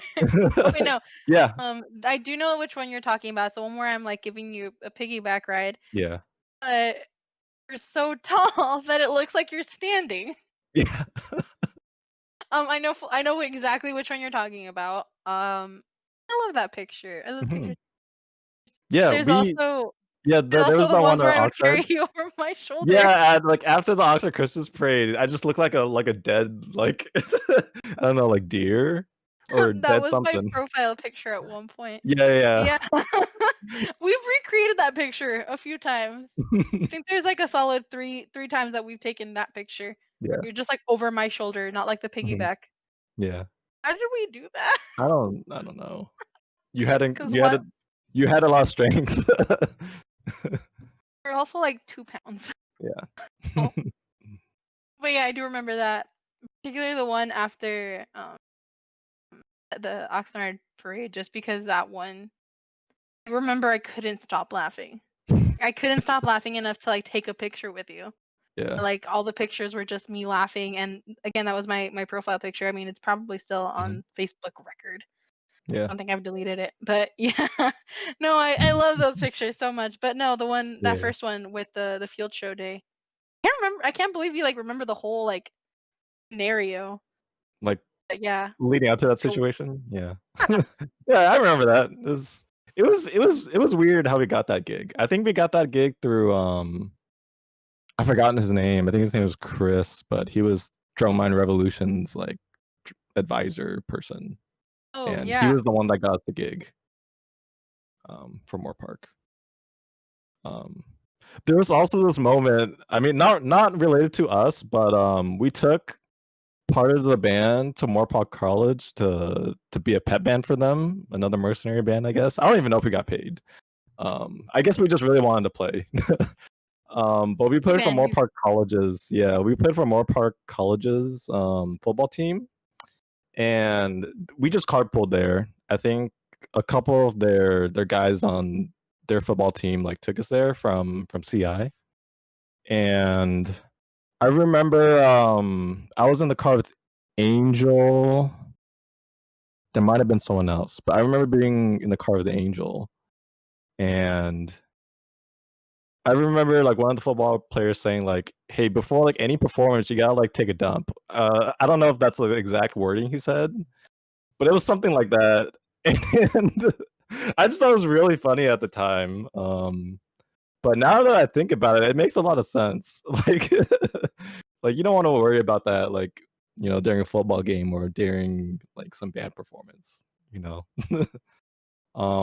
after we got or after the football game, we were driving back home and we got a flat tire. You know the grade on the 101, like heading towards Camarillo? Yep. We got a flat tire like in that area, and it was crazy. It sounded like freaking gunshots like from above um Oh coming at god, us, I would have. and yeah, it was a big deal. We were stranded like in that part of the freeway for a while. I remember that. Yeah. It was crazy because it was super loud getting Yeah, there's nothing there. Like yeah. that's all you hear. Yeah, it was Here. like 11 at night. Tire just popped. We were with like two like college age football players. It was weird. Um, but yeah. So I Um, definitely remember that. And like I remember because we did everything super legal except for the fact that we didn't have like enough drivers, so we were just like laying in the back of a van. I just remember like with yeah, not like exactly legal. totally legal, but it was like it wasn't a VW. It was like, what are they called? I don't know. They're like a specific type of van. The ones Like the that you would bench? probably go. The ones that it's just one like seat in the back. A Uh, lot of people would probably have like you have like the mini kitchen inside the van, uh, like the little sink the thing. RV? It's like it's not an RV. It's like Oh, tiny. Um, wait, what would a I know in sink be Spanish in a it's it's tiny, and I know in Spanish we call it a combi. I don't know what it's called in English because Mexican. No, I remember that it was one of those that's like it's just one, and you just lay down the seat.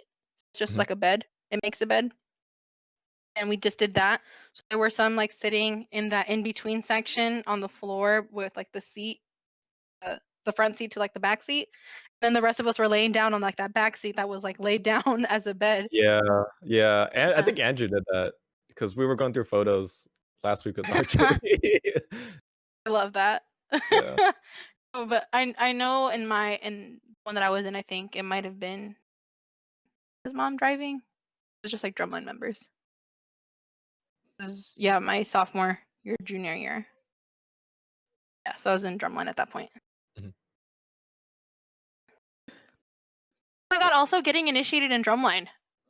Oh, that sounds That was fun. no, I hated it, absolutely, especially since I ended up quitting after that. Yeah. Not immediately after I spent the year there, but, I joined Drumline the beginning of my sophomore year, so I didn't go through, like, the summer, so I didn't have to, Mhm. through the summer initiation. Then in my junior year. Forget, I just remember that I didn't have a regular, Like initiation, schedule? like, summer Initiation? Okay. and I didn't have a regular initiation, like, in the summer. Or actually I did, but, like, afterward. So, I ended up, thinking like, "Oh, I'm never gonna have one, like, it's fine because why would I have one since I wasn't like, I joined in the beginning of the year, no big deal." So, I had a drumline bond day, and Peter was really clever about this, and we actually just talked about this because we were on a Zoom call the other day. Mhm. But remember, so Zandra was captain, and he ended up he's like, you know what, guys, let's just randomly do like a drill down. So we got into a block, and he's like, you know what, I don't want you standing next to each other. So he just moved us all around, and then what he did is he made us all face like he made us all face one direction. So all of the ones that are gonna get initiated were at like the front in one corner. He made us do to like an oblique, so we were just standing like not being able to see, and then everyone behind us was already initiated. He just kind of like because everyone that was already initiated was in the know, so just like point like okay, you can go. Like he went behind us, and we didn't know what was happening. We just heard this rumbling. Then he made us do an about face, and we saw everyone. And I noticed, I'm like, oh no, like these are all the new people that are like are in the block with me still, Oh, and those are the shoot. people who've already been here. And mind you, we were technically still at attention, but I knew exactly what was happening. So I just broke, like broke in that moment. I was like, oh my god, no! And then he just starts laughing, and then he lets everyone at ease. And Mhm. like the people who didn't know what was happening, I'm like, no, and they're just like, what's going on? I'm like, we're about to get initiated. Like, what do you mean? I'm like, no, I didn't plan for this. I But didn't I sign like up. broke before. No, but I was just kind of like I wasn't sure what to expect. I was Mhm. nervous, but no, yeah. Hopefully, it wasn't that bad. Just got food thrown on me. Thankfully, Mhm. it wasn't in public, so I didn't have to What worry kind of about food that. though? Um, I had the lovely Sophia and Cassie make me into a cake. Everyone had everything. Mhm. But me in particular, like at one point, I started sneezing because they threw flour in my face. Not Mm. ill-willed, not ill-willed, but it Yeah, just yeah. happened that way. And but yeah, I they had like flour, and I remember they had like the jar of like cherries Mhm. as well. So like I got that on me. I forget what else, but like they definitely like we're gonna make you a cake. I'm like, couldn't say anything because I was at attention, Uh-huh. but I took it. That was super fun. Mhm. It's like I didn't imagine it, or I didn't imagine getting the cake in this way. Yeah. Yeah, exactly. Telling me Yeah. I have to be made a cake and I don't get to eat one. Mhm. What is this Yeah. combination? Yeah. No, yeah, that Yeah. was. Could potentially be a concern because, like, what if someone is allergic to something, you know? We discussed that beforehand, Okay. and they called our parents.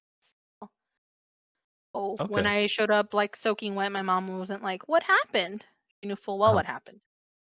Yeah, yeah, yeah. The jerk didn't tell me. Okay, that's good. Yeah, That's good, so it's fairly safe. Fairly safe environment to be in. yeah, no, and then I think they actually asked us before, and I don't have any allergies, so I didn't have to worry about anything. But I think they Mhm. actually did ask like, "Is anyone allergic to anything?" So we can like Yeah. separate you. Mhm. No, yeah. So Yeah. that's thankfully not a safety concern. Uh-huh. Kinda curious if the current drumline still does it. Maybe, I don't know. No idea. But I Yeah, haven't kept up with band in the last couple years, so I really wouldn't know. right. Yeah, I still keep in contact with, like, whoever the current drum major is, I try to keep in contact with them, just Yeah. because I needed that connection for the alumni band.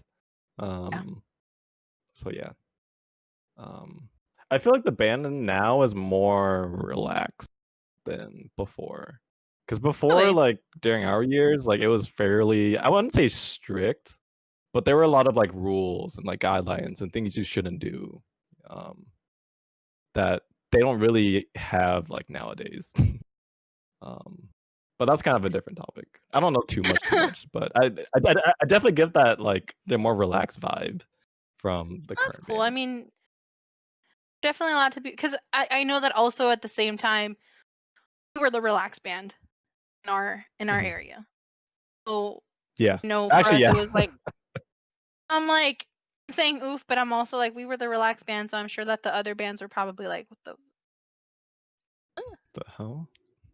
yeah, like They were what bringing are they Casual doing? Fridays to a parade, like Dude, I you talked about it with Andrew, dude, and I I'm gonna love stand by casual Fridays for life. I don't have. I think I have my Hawaiian shirt in. I mentioned I mhm, have the box like in my band shirts. I think I have my Hawaiian shirt in that same box because I know I don't have it in my closet right now.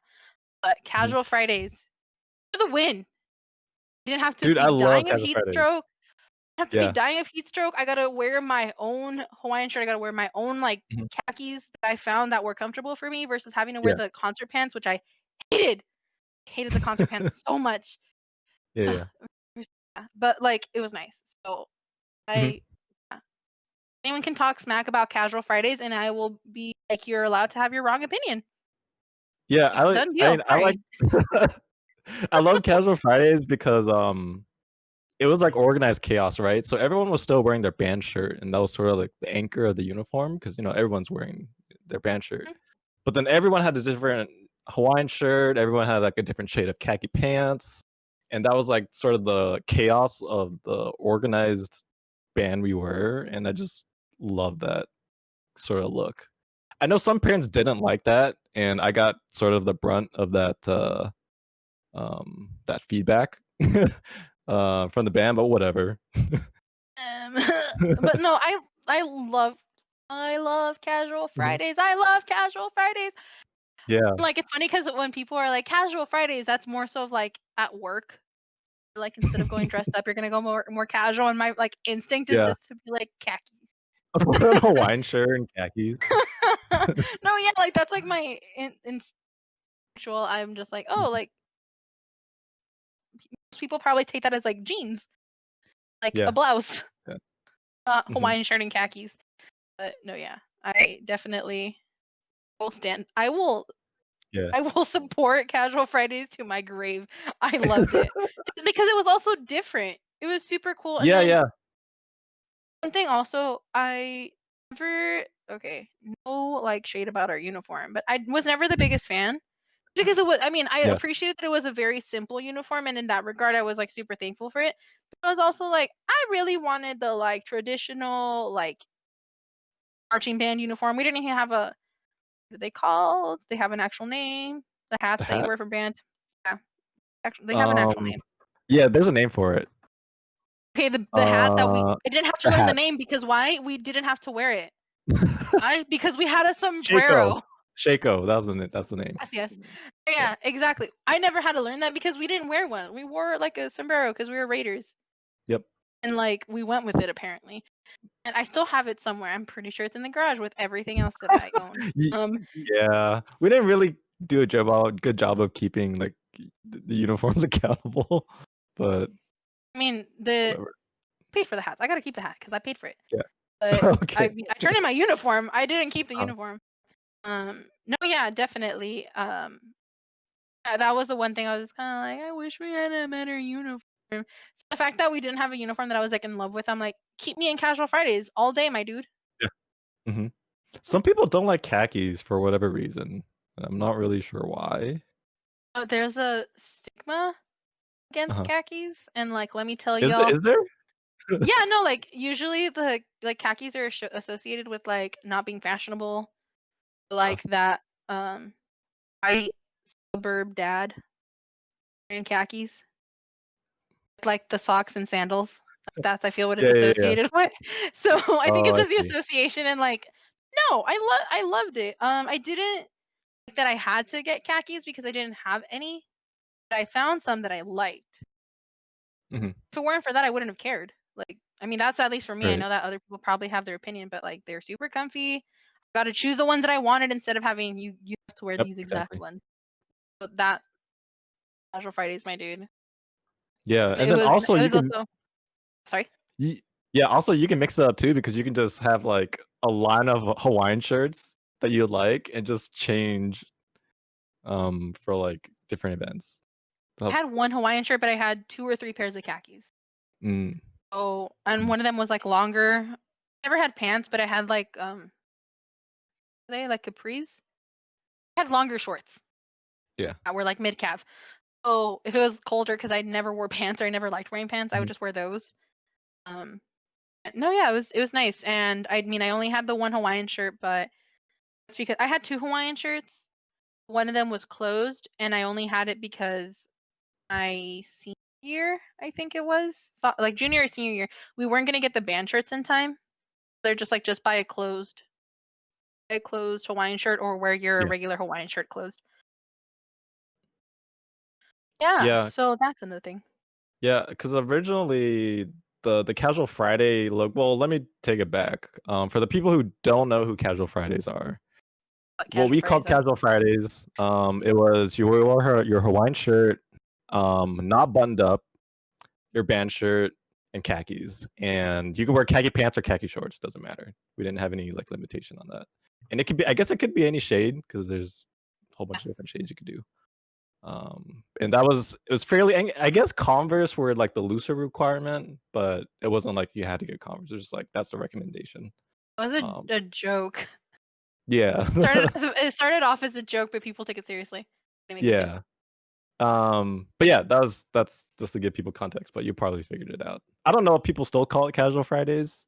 Um, but I remember the Casual Friday attire used to only be BC parade thing. Like we only wore that outfit for the BC parade. But that changed probably starting my junior year, I think. I just made the decision like, all right, why don't we just wear this all the time? Because I thought it looked unique. I liked it. And Um, also, did you want to wear your drum major uniform? no, actually, I don't think we had one. I think we had to like, well, we did have one. We had the white one, but I remember this is before you joined band, but when I was a freshman and Julian was a junior, they didn't have like a drum major uniform with the current like military uniforms that we had. Um, Yeah, I do know. I do know that. yeah, I just didn't experience it. yeah, yeah. Um, and we went to a band review, and one of one of the feedbacks they gave was hey, the drum major doesn't stand out enough from the rest of the band. Because at that band review, Julian basically wore the same thing that everyone else wore. The only difference being that he wore like the Raiders cape, which if you're a judge, you couldn't see, the cape from from the front. So then Julian was looking for, some drum major attire, and there was um that old drum major outfit that we used previously during like I don't know like the early 2000s and whatnot, and then so Julian started to wear that, and then I'm pretty sure every drum major since then has worn that. um yeah, that's kind of the story behind um that uniform, and I guess Casual Fridays. That segue from I love the white uniform that yeah, we'd wear. I thought it was really nice. I thought it was spiffy. yeah. No, I really did like it. I remember being was was drum major before Julian. Sam Sam Yeah, Bone. bone, trombone. Or I mean Um, that's what we called it. so, trombone. Um, I remember seeing like the pictures of like the band and being like, why Mm. is she just standing there without like a different uniform? But obviously, I didn't know the story at the time. Yeah, because we were Um, broke and we couldn't afford the drum major outfit. I don't know. just remembered. Memorable memory. It's not that Mhm. big, but I told myself I wanted to learn to play the trombone by the end of my senior year. I told myself that my sophomore year. I Did that didn't happen? stick. Oh, but there's a reason. Uh-huh. Um, I started off and I'm like, I still have until like junior year. Like, I still have until senior year. And then my senior year, I'm like, fine, I guess I'll learn. My arm is too short. Like I like to comfortably play it. My arm is too short. Oh, I gave up on that dream really fast. Yeah. There's position like 1 through 7, I think, right? I think I can barely reach 6. Remember? Yeah. I forget if it was 5 or 6, but I remember 7. I had to like throw the what was Yeah. it, the valve bird, like the slide thing. But Yeah, the yeah, slide. so Yeah. oh, Yeah. I was just like, nope. I mean, I'm not gonna Yeah. invest in like I'm not gonna invest in a trombone or like the with the valves instead of the slide. Mhm. Like that dream is over, and I should have probably learned to play like the tuba. I just love low brass in general. Yeah, I love low brass. If I could do band over again, I would join low brass in a heartbeat. Like, Even just like doing the berry, I love the berry yeah. because of that like deeper sound. How it was Yep. unofficially low brass, but it was low brass. Yeah. Yeah, yeah. So I That's still love the yeah. berry for that. Look, Yeah. berry belongs in low brass. Don't discriminate, Yeah. please. Oh man, the sound of a berry, not like CI related, but there's this electro swing band that I listen to, and a lot of the Came up early on music. that the other day. Huh? I came Really? up on that the other day that you sent me. Like, hey, Yeah, I yeah. told you to. Yeah, sorry. Yeah, I'm sorry. one of the instruments they use is a bari sax, and a lot of their earlier pieces, they use a bari sax, and it sounds so good. I think because not a lot of bands I think use bari sax. It's kind of that's not like the first saxophone you think of. I think for a lot of people. Um, Beautiful. yeah, it sounds beautiful. I love it. Yeah, and I mean, just in general, I think that I like the sound of a saxophone, and I mean, a well-played saxophone goes and it's unparalleled. I'm Yeah, sorry. Like yeah, yeah. that's coming as a person who plays the flute. I'm sorry, I'd rather play the sax. I think the Mm, sound of a sax is much prettier. Um, so no, yeah, berry sax. That like deep sound of a mhm. berry. It's good. So good. Just none of my playing though, because I Yeah, was yeah, not good at it. I yeah. played well enough to get by, but I Cool was enough. not. Yeah, talking about bari sax reminds me of trombone suicides because you mentioned the valve trombone, and I remember at one point during the trombone suicide, someone used a valve trombone, Isn't it? and But I do remember this. Remember this. Isn't it from a different school though? Someone from a different school. I maybe Wainimi? I don't I know. think it was actually Pacifica. Oh, Um, okay. I do remember a valve trombone. I think, oh my god, I forget his name. He like went to visit a couple times. He was like friends with some of our friends. Um, I remember, yes, a valve trombone. Yeah. Yes.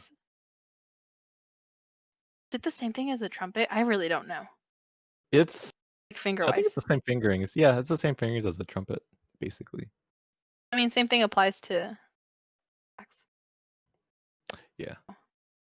Um, but yeah, trombone suicides. I remember doing those. Um, that's all because Colorado State, I think they were like the first band to do them. And that was kind of like the big thing back then in 2010, I think. So I was like, let's do that because we can do that because Terrell lets us do anything. So Which I greatly appreciate. yeah, because not a lot of bands had that freedom. So I made sure to take advantage of it. Um, yeah, I remember doing trauma suicides and I remember telling people like, "Hey, if you don't feel safe, just stay down. Like, Remember you don't that. need to get hurt." Yeah. And then I had like other people like that weren't even trombone players like be part of like the suicides, trombone suicides. It sounds Oh, really bad out of context.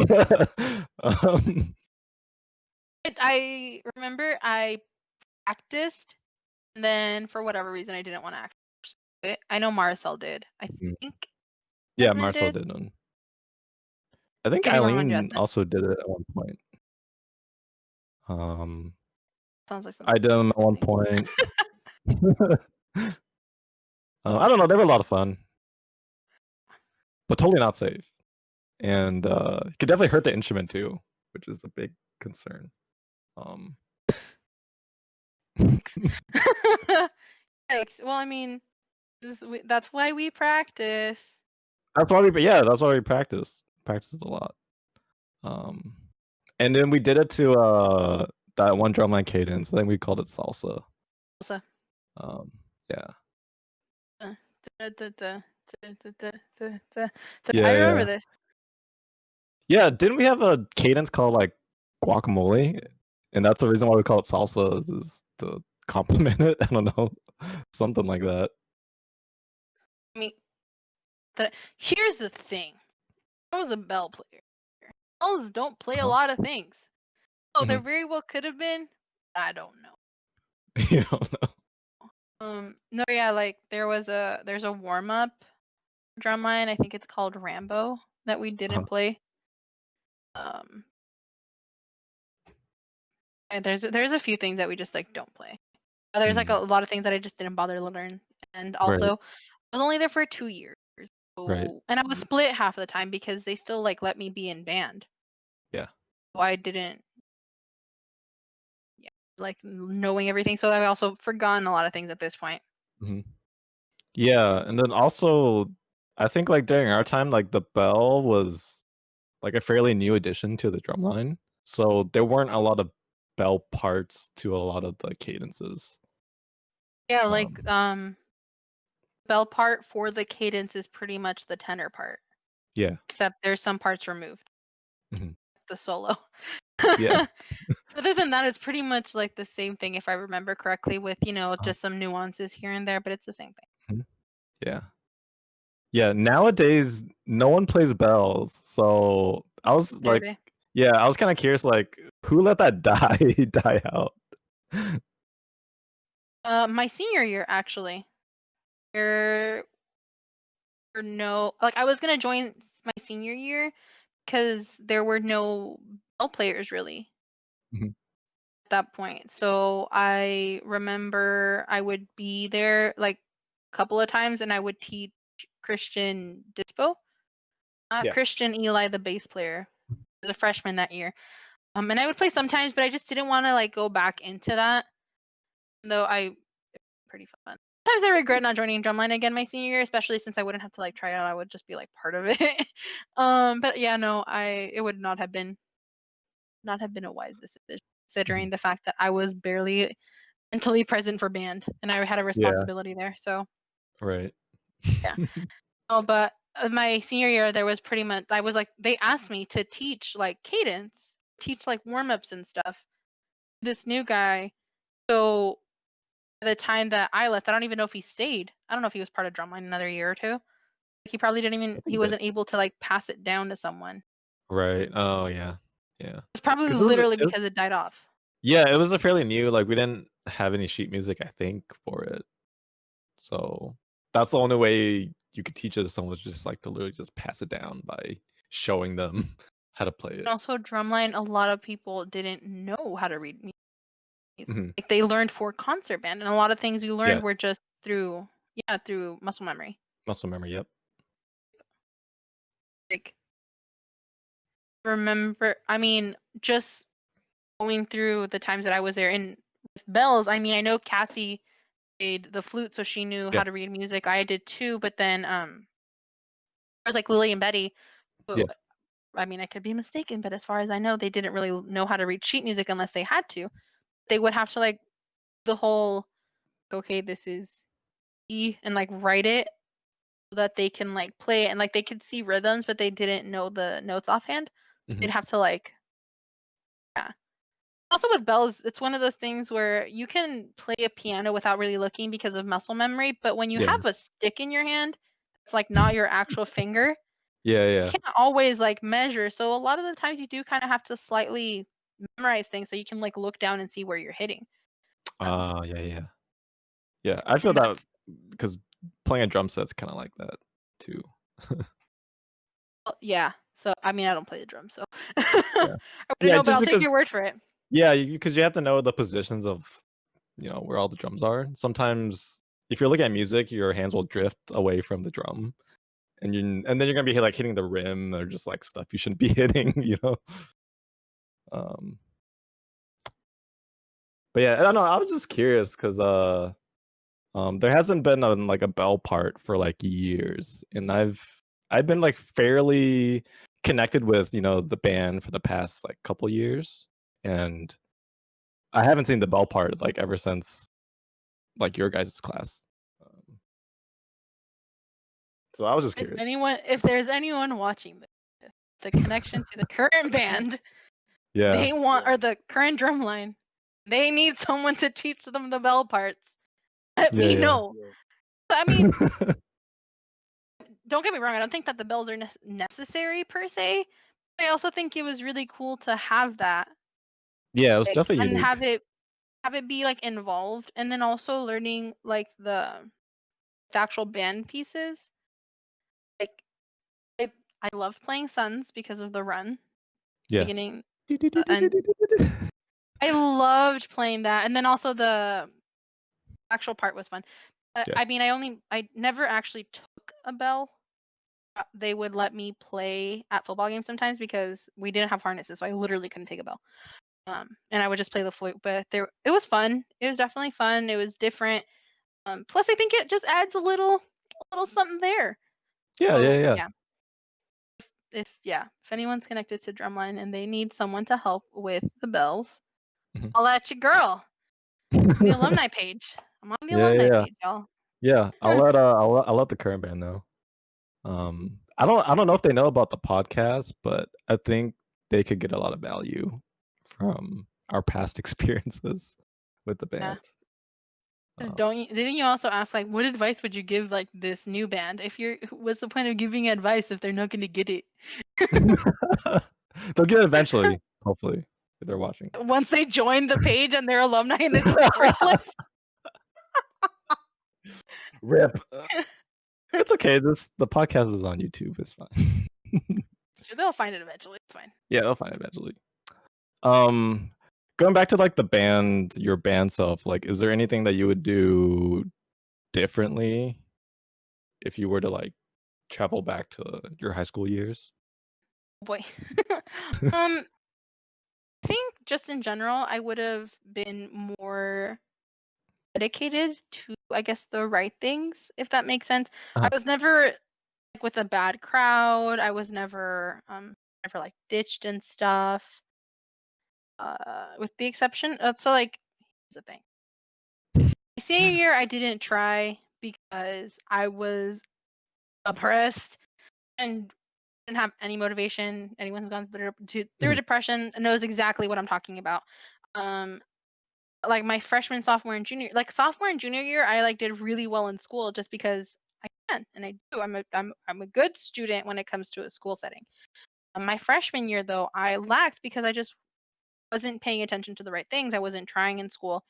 It also applies to like band. I mentioned this earlier where I was like, I wish I would have practiced more just because I mean, I dedicated 4 to 12, that's like 8 years right there. Mhm. Dedicated like 8 years of my life to playing this flute. Might as well be good at it. It Yeah. was okay. I could get by. I could play a piece here or there. I could improve. Like, I would in no way, shape, or form say I was good. I'd be like, I'm okay. I can do it. I can play it. Can you do it or can you do it well? So I definitely would have just more attention to the things that actually mattered, not so much like, don't get me wrong, obviously, like social aspects or just like hobbies and things like that. They definitely matter and they're all part of, growing, especially as a teenager. Everything seems like the end of the world. And it's like be mindful of the fact that no, Mhm. like there are other things you can worry about. There are other things that are permanent, like doing well in school and stuff. So just I would have just dedicated myself to the things that really mattered. I would have really practiced a lot more. Mhm. I really would have done better in school, focused less on my personal relationships and more of like or what's it called? More of like my friendships and more of like my personal relationship with myself. Just because Yeah, a yeah. lot of these things I like look back on and I'm like, wow, I was so concerned with having so and so be my friend and now I literally don't talk to them. Mhm. Or Yeah. I was so Yeah. concerned with um doing this other thing where I could have done this like band event, like been better at things or like helped in some Mhm. capacity, done anything of that nature. Um I just I was all over the place. Just really Yeah, like yeah, focusing. I would have just focused just in general, like focus really. I was yeah. all over. I was all over. Considering the whole, like, COVID thing, like, do you find yourself reflecting on your life more now that we're sort of forced to be, you're forced to stay home, that kinda thing? I mean, quite frankly, try not to think about high school just because it's really Well, it doesn't easy. have to necessarily have to be about high school, just, like, I guess I life mean, in I guess general. in general, yeah.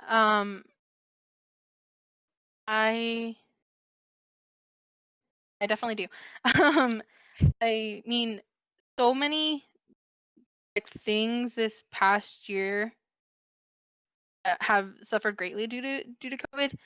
Um, I'm also back after high school. I went to Oxnard College in Ventura College. I got my associates in English, and I transferred to UCI. I literally dropped out 2 weeks in because of financial reasons. But the thing is, I had moved out to Rancho Cucamonga to live with my aunt because that's about a 40-minute drive tops to the school from where I was living. Mhm. Whereas if I were living in Oxnard, I would have to drive like the whole like 2.5 hours to get over there through Yeah. like LA, and Fuck. like absolutely not. That was not That's not gonna happening. happen. Yeah. No, no. So I was able to like I was working at Walgreens at the time, so I was able to transfer to a Walgreens over there, and I would be able to like go to school and then go to work right after instead of having to like go to work like on some days and then go to school on other days and like never having really time for myself and stuff like that. Um, but then after I dropped out, I had like a full like that was when I had my quarter life crisis hit. Mhm. When I was like 22 or 23. I was 22, I think. And it made me after I like sunk into that really bad like crisis there. I came out of it really like taking a breath and realizing, hey, you know what? You have time.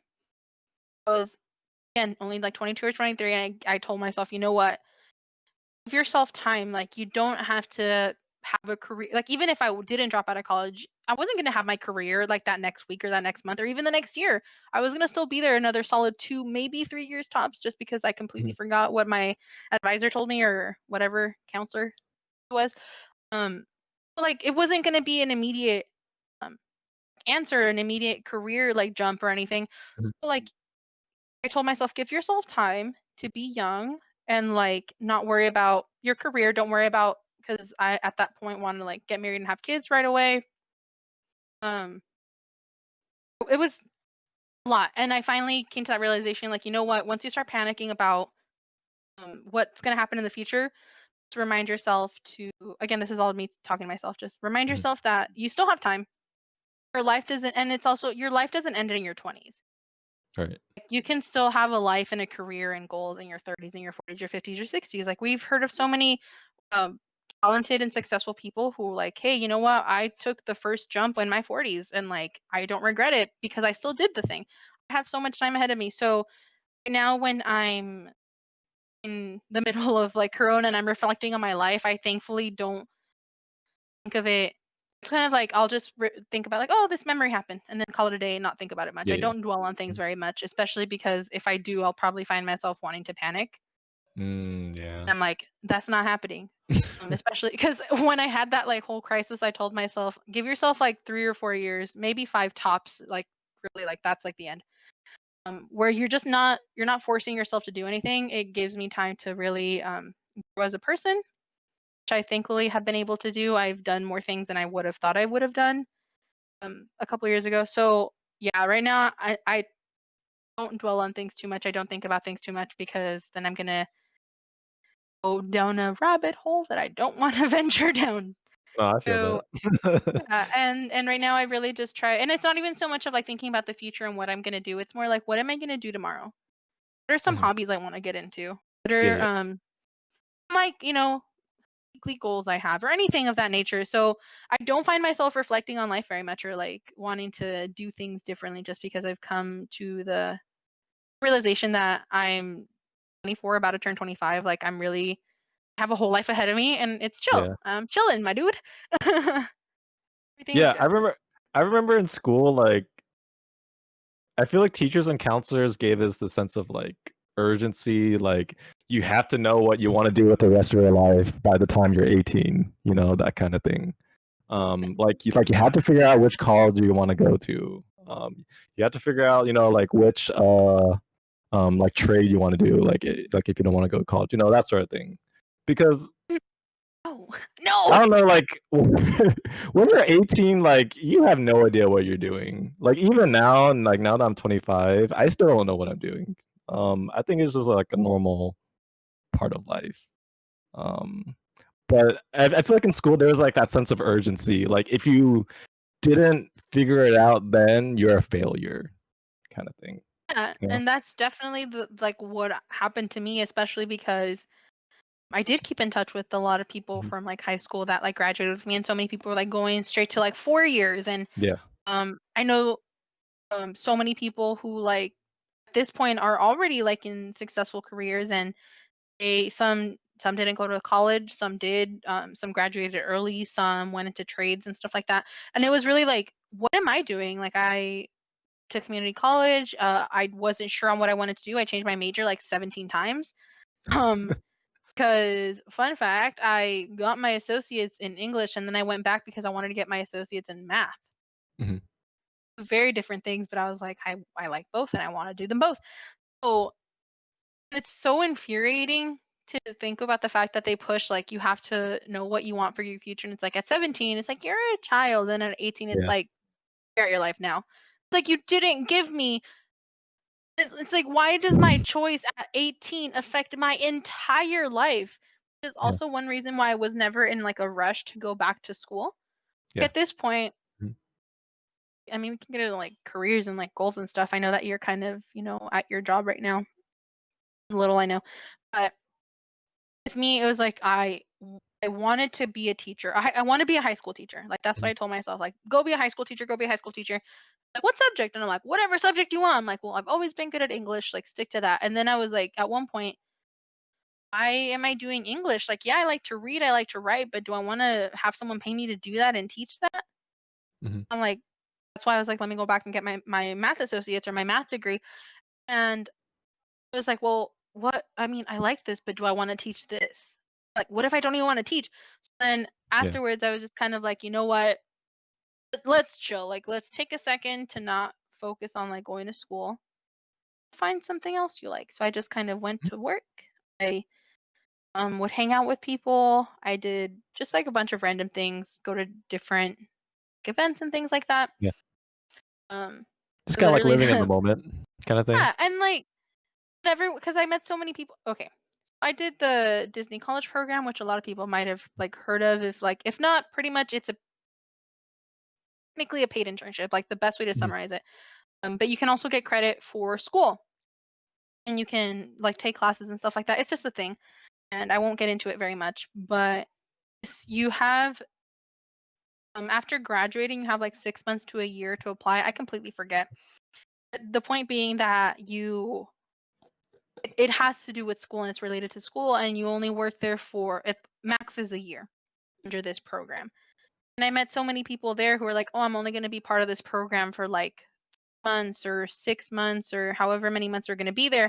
Then I'm going to go back to school, finish my degree, or like I just graduated, so I'm in using this time to like find a job. Yeah. So like there are so many people who were like career and like job focused at the time, and a lot of them being younger than me, mind you. I just did this Mhm. last year, and was 23 and turned 24 in Florida.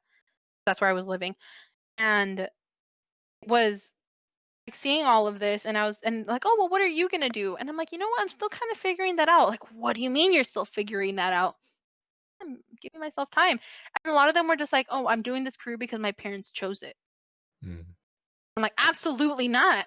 Hell no. Especially in my case, absolutely not. Yeah. Especially in this case where it was like, I'm paying for it. Absolutely not. Mhm. I'm not choosing what my mom wants me to do.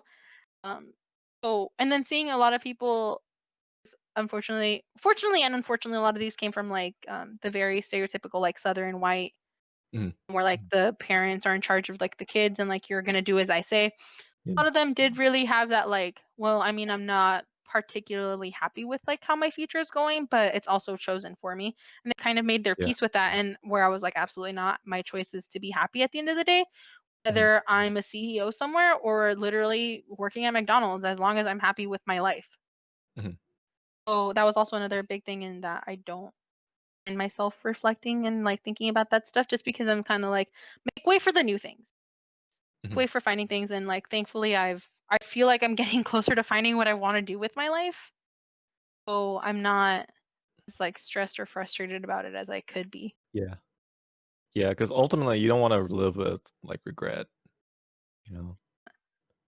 Again, And then 20s, dude. I'm mid 20s. yeah. I have a life ahead of me. I could be miserable now when I Mhm. could be miserable later. But yeah, that's a good segue to go into, the post-tsunami part of the podcast. Um, so what are you doing right now, and, like, how did you get to that spot? Okay. Um, I currently work a call center. Thankfully, I get to work from home, so my job is not affected by the virus, the Okay, Ronas. so you were working from home even before No, I was the working whole at an office. oh, okay. It's a pretty decent sized office. I think there's like 500 employees. It's Uh-huh. a decently sized company. Um, no noise outside. Sorry. It's a decent sized company. I genuinely love the company that I work for, even though my job frustrates me. Uh, yeah, I work at a call center. I do legal intakes for attorneys, and there's a couple of different non like legal things, but Oh, we generally work in the legal field. A lot of people have heard of it, especially because like half of Channel yeah. Islands graduates work there. Yeah, is it in Um, Camarillo? yep, Yeah. exactly that one. Yeah, I've heard of it, yeah. Um, but yeah, so like anyone who is so close to like people at Channel Islands, there's a lot of people working there from CI. Like I've genuinely run into so many people there. Um, but I'm working there as a friend recommended me to Mhm. apply, and now I'm here. And I do like it. It's a pretty good place. But the thing is, so I was working at Walgreens, and then from Walgreens was when I applied to the Disney program, and I was at Disney um beginning of 19, beginning of last year in Mhm. January to moved back to California. I like flew in on the 24th, 25th of July. So I'm just Uh, shy of a year. And from there, the thing is that I was supposed to come back in August, but I flew in because my poor puppo, rest in peace, we put him down, oh, but he was gonna go have surgery, so I was gonna take him I was gonna take him on a medical vacation mhm. Mexico so he can get surgery, but we after weighing it all, we decided to put him down. Um so because I technically resigned from Disney, they blacklist you for 6 months. Uh-huh. You cannot reapply. To that specific position or just any Disney position? As far as I know, it's the Disney company. Could Okay. be wrong. Could be wrong. But that's what my manager or leader told me over Mhm. at when I was working over there. So came like literally within a 2 days notice. I like mom's like, yo, okay, this has to happen, and like one of us has to be working. My mom was obviously in a better position to like not take or she was in a better position in terms of like financial stability. So he's like, you got to quit your job and come over. On a 2 days notice, I like packed my things, quit at work, like got everything arranged and flew back home. I was not able to reapply because I told myself I'm gonna come back to California and move back to Disney almost immediately as a non-college program. But then it's like I literally can't apply. So now it's like I'm stuck in Yeah. California. So I ended up being recommended to this current job that I am in, and I'm getting closer to a year. Mhm. But it was just it was weird getting here. Just and also because it's just it's a big company, but like no one knows Yeah. about it really. So Yeah. I didn't know about it until, I have a friend that I haven't talked to that lives down the street from me. He went to Wainimi, um, whatever. and whatever. Now I don't really care, like, what high school you went to. Um, but yeah, he was just like, on Facebook, like, "Hey, if you need a job, let me know." I wasn't looking for a job at the time, but I was just kinda curious. So I hit him up and he was like, "Yeah, there's this like call center job basically at this legal place." I was like, "Oh, okay, that's cool. That sounds cool. I'll keep that in mind if anyone needs a job." Um, Let them know but to put my name down if they apply. yeah, yeah, yeah. Do you, so do you get a kickback if they refer you? Like, do you get What does any that like mean? reward from that? I do From like, if they okay, apply. yeah, If you stay for forget the time frame, especially because I haven't looked into it because I haven't really I've referred people, but like no one's applied. Um, right. it's like if once you stay past like I think it's like a 3 month or like 5 month mark, they give you like a one-time bonus, and then once you stay for a year, I think you get like $100 bonus. Uh-huh. So like once I'm there for a year, the guy who referred me gets like $100. Oh, okay, that's He pretty but he nice. also referred like a ton of people, and they all applied at the Just same time, so he's gonna get like a bunch of money at one point. No, yeah, yeah, at one yeah. point, like I remember seeing an email where it's like, "Oh, thank you for referring like these 7 people, Mhm, like within a small time frame," and I'm like, "I'm one of those 7 people." But mhm, yeah, no, so that's where I currently am mhm, at a call center in Camarillo, but currently working from home because of Corona. mhm. Do you Love my still job. wanna be do you still wanna be a teacher eventually? Yeah, and I mean, I do want. Okay, I want to. I want to have like a bunch of different careers and Mhm. I like teach at the end of my life. Like when I'm older and I think more mentally like able be able to like deal with teenagers and stuff. Yeah. It's because I don't get me wrong, like I love kids and everything, but I specifically want to be a high school teacher. So like that's the goal, and I wouldn't want to be like a. And then no offense to like educators who are like start off really young, but I'm not trying to be like a 25-year-old teacher, like Yeah. 15 to 18-year-old, like they're like 14 to 18-year-old. So yeah, Yeah. no.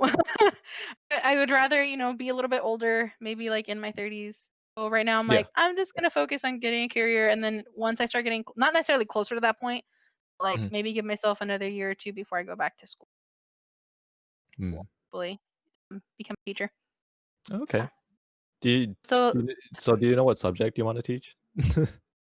right now I'm actually really leaning more on the math side. Okay. I would if I mean, here's the thing because I know that with certain I don't know how it works with every school. I do remember when I discussed it at UCI, it was like if you want to do math and English, you have to apply to like the STEM school, and you'd have Yeah. to apply to the liberal arts school. So you'd have to get accepted into two different programs that are completely not related to each other. So you have to get in two different schools rather than just the one where like I was accepted for liberal arts. So I genuinely would love to get my like bachelor's and maybe even a master's in both subjects, particularly master's in math and then a bachelor's in English.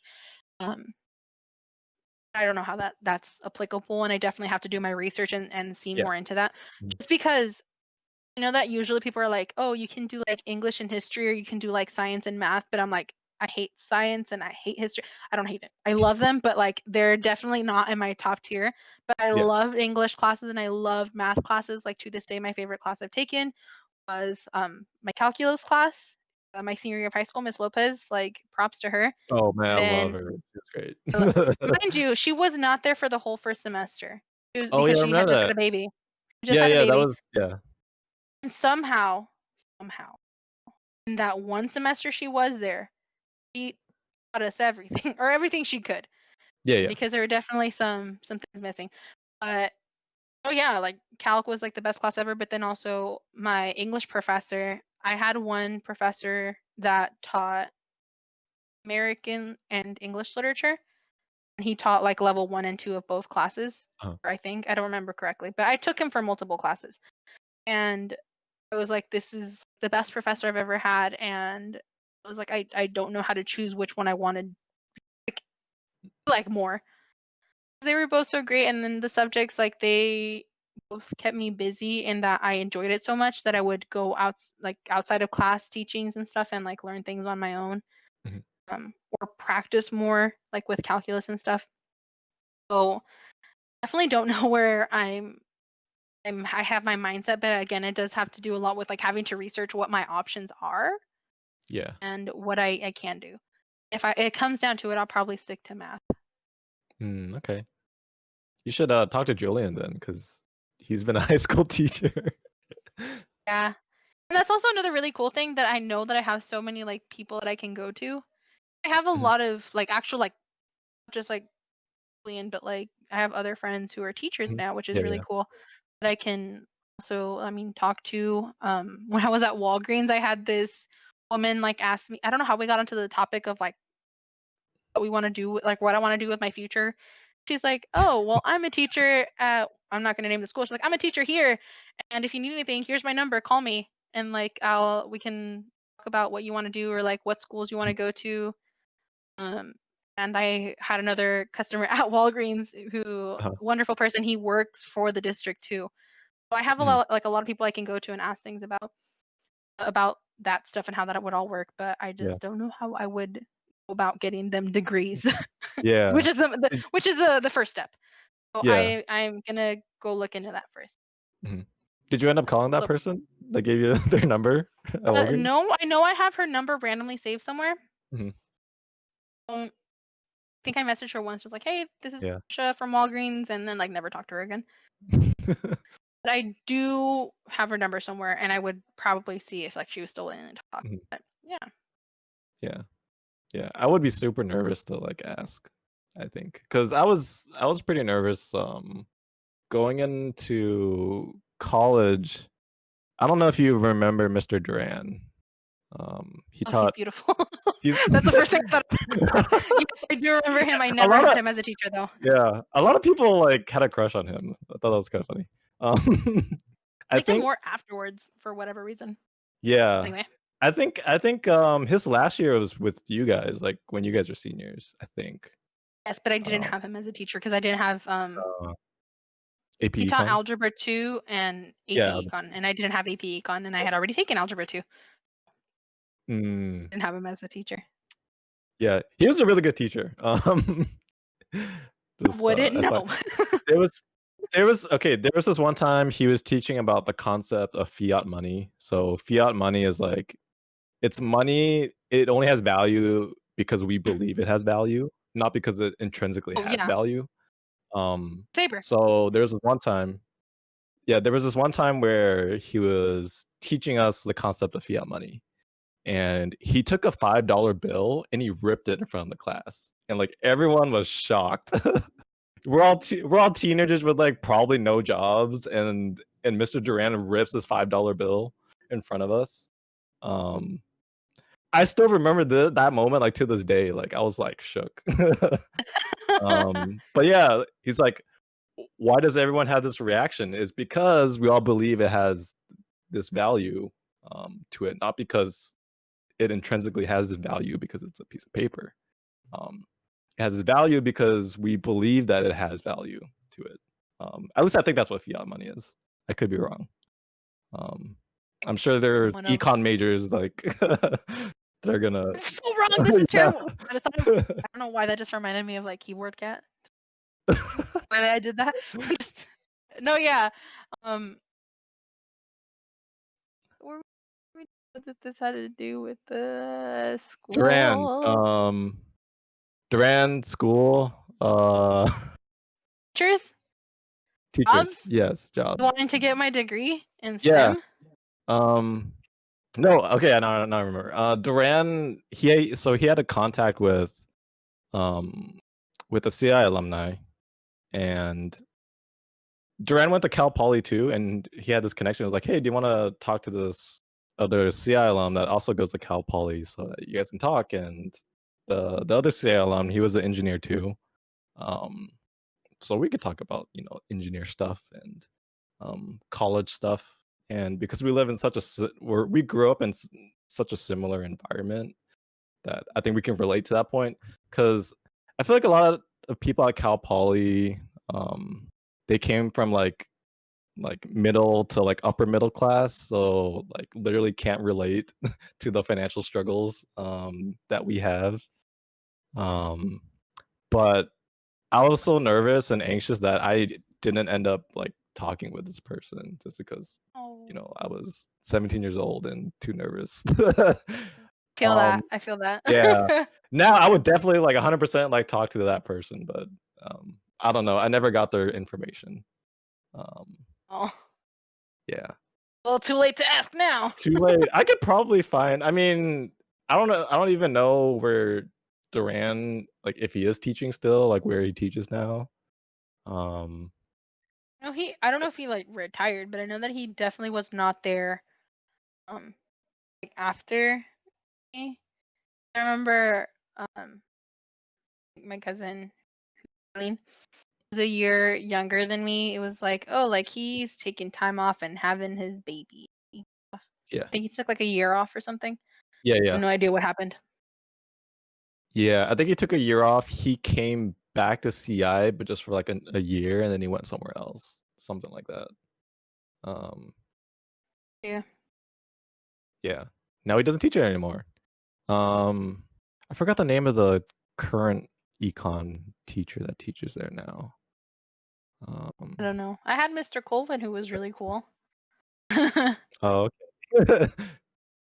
I don't think I ever had him. Yeah, he was Yeah. I think he taught like econ and government. Oh, I don't know okay. how you would teach Did both. yeah, did he have glasses? Oh, Mr. Colvin was like the big Yeah, guy. okay. The weightlifting guy. Oh, okay. Because I'm thinking of Yeah. Matthews when I think of like, I don't Oh know, yeah, no. weightlifting. Yeah. No, not I never Mr. had Matthews. Matthews either. Yeah. Mr. Fun story about Mr. Matthews. So Uh-huh. one day, we had a Saturday practice for mock trial, and I was so kind as to take donuts. And Mr. Matthews happened to be on campus. I didn't have Mr. Uh-huh. Matthews, but I heard stories. If you I had heard like chips and stories. stuff in your class, like he would pretty much like break down your food, like junk Uh-huh. in his class. Yeah, yeah. And I remember that I had this like pink box of donuts, like you can tell full well what it was.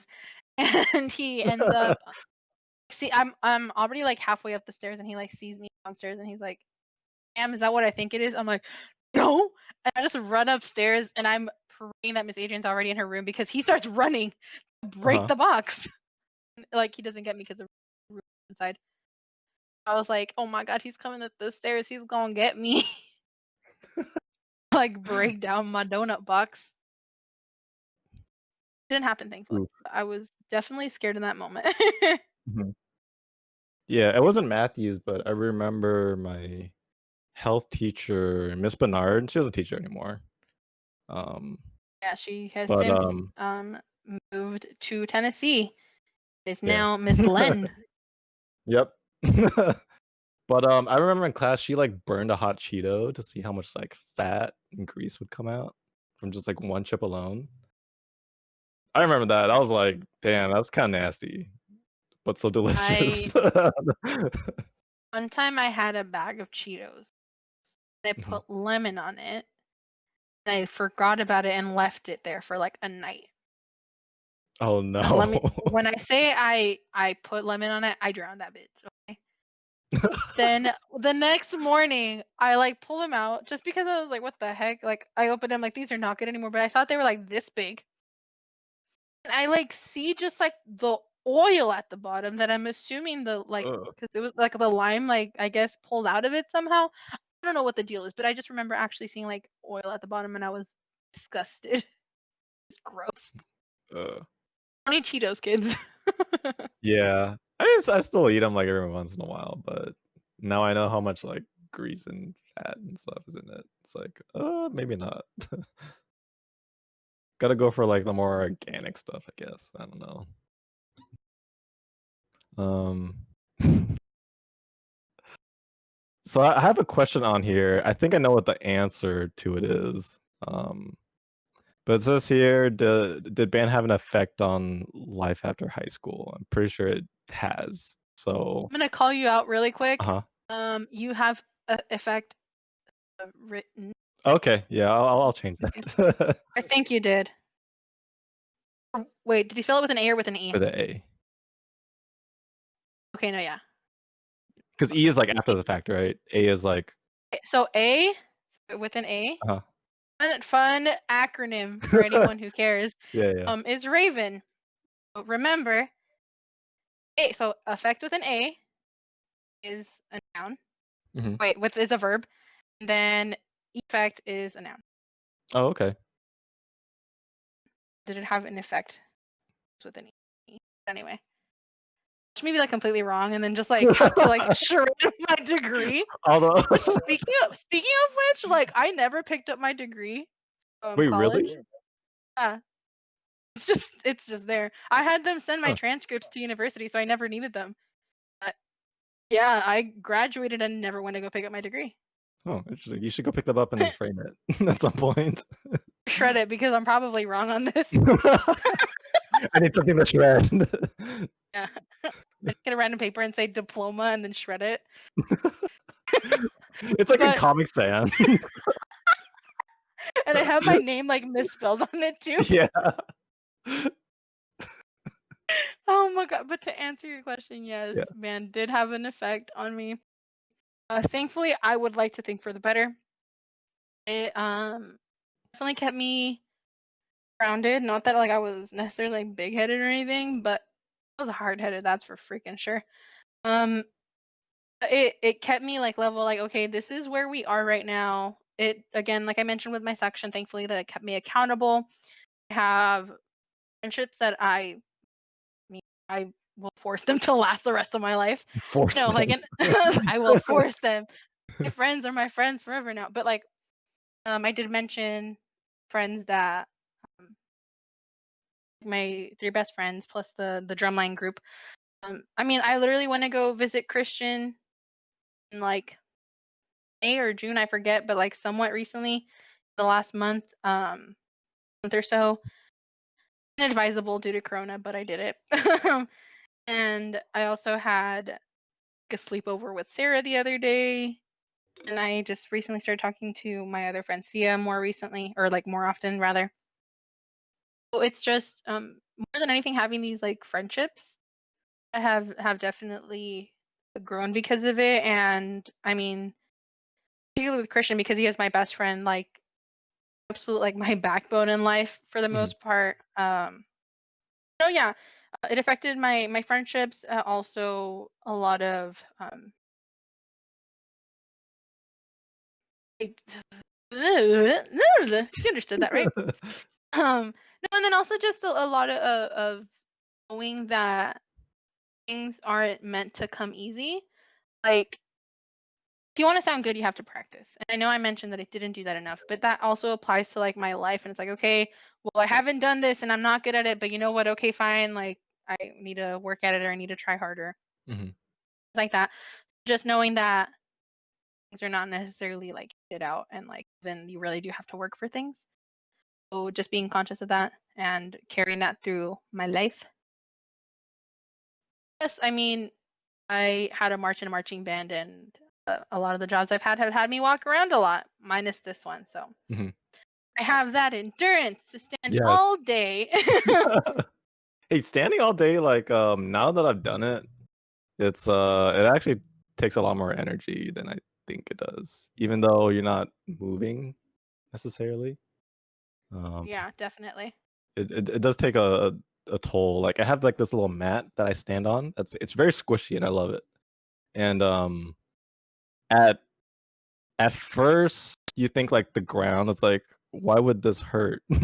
But then when you're standing for, like, 2, 3 hours, it's like, "Oh, crap. I'm glad I have this mat with me." Um There were definitely times at Disney um, where most of my shifts at Disney were 6 hours. Uh-huh. There were quite a few times where I worked like 12-hour shifts, and then maybe even then some. I think I might have worked a longer shift once, but I'm not going to say I did or didn't. Mhm. Um, but I was literally like running around all day, and a lot of the times I'm just like, this is endurance that I never had to use at like my other two jobs, but hey, I have it. I got the legs for it because I walked around for 4 years of high Yeah, school. marching band. Yeah. I definitely can't run a mile, but if you make me walk like 10, I can do it. Yeah. It's not an exaggeration. I've done it before. Yeah, I would there's always have my like phone in my pocket. So like, I'd have like my steps being counted and stuff, and like there was this one time, so when I was working at Target, I had this like 14-hour shift. It was like Christmas time, and I don't know how much I walked, but it was like the equivalent of like 6 or 7 miles or something like that. It was ridiculous. You walk a lot when you work in retail, yep, especially if you're on the sales floor. Not so much if you're just a cashier, but if you're on the sales floor, like stocking stuff and just being like a sales associate, it's a lot of yeah. walking. Not a good idea if you're wearing Converse. You're gonna have a bad time. I always wear insoles on my shoes. No, Okay, yeah, I yeah, that mean, works too.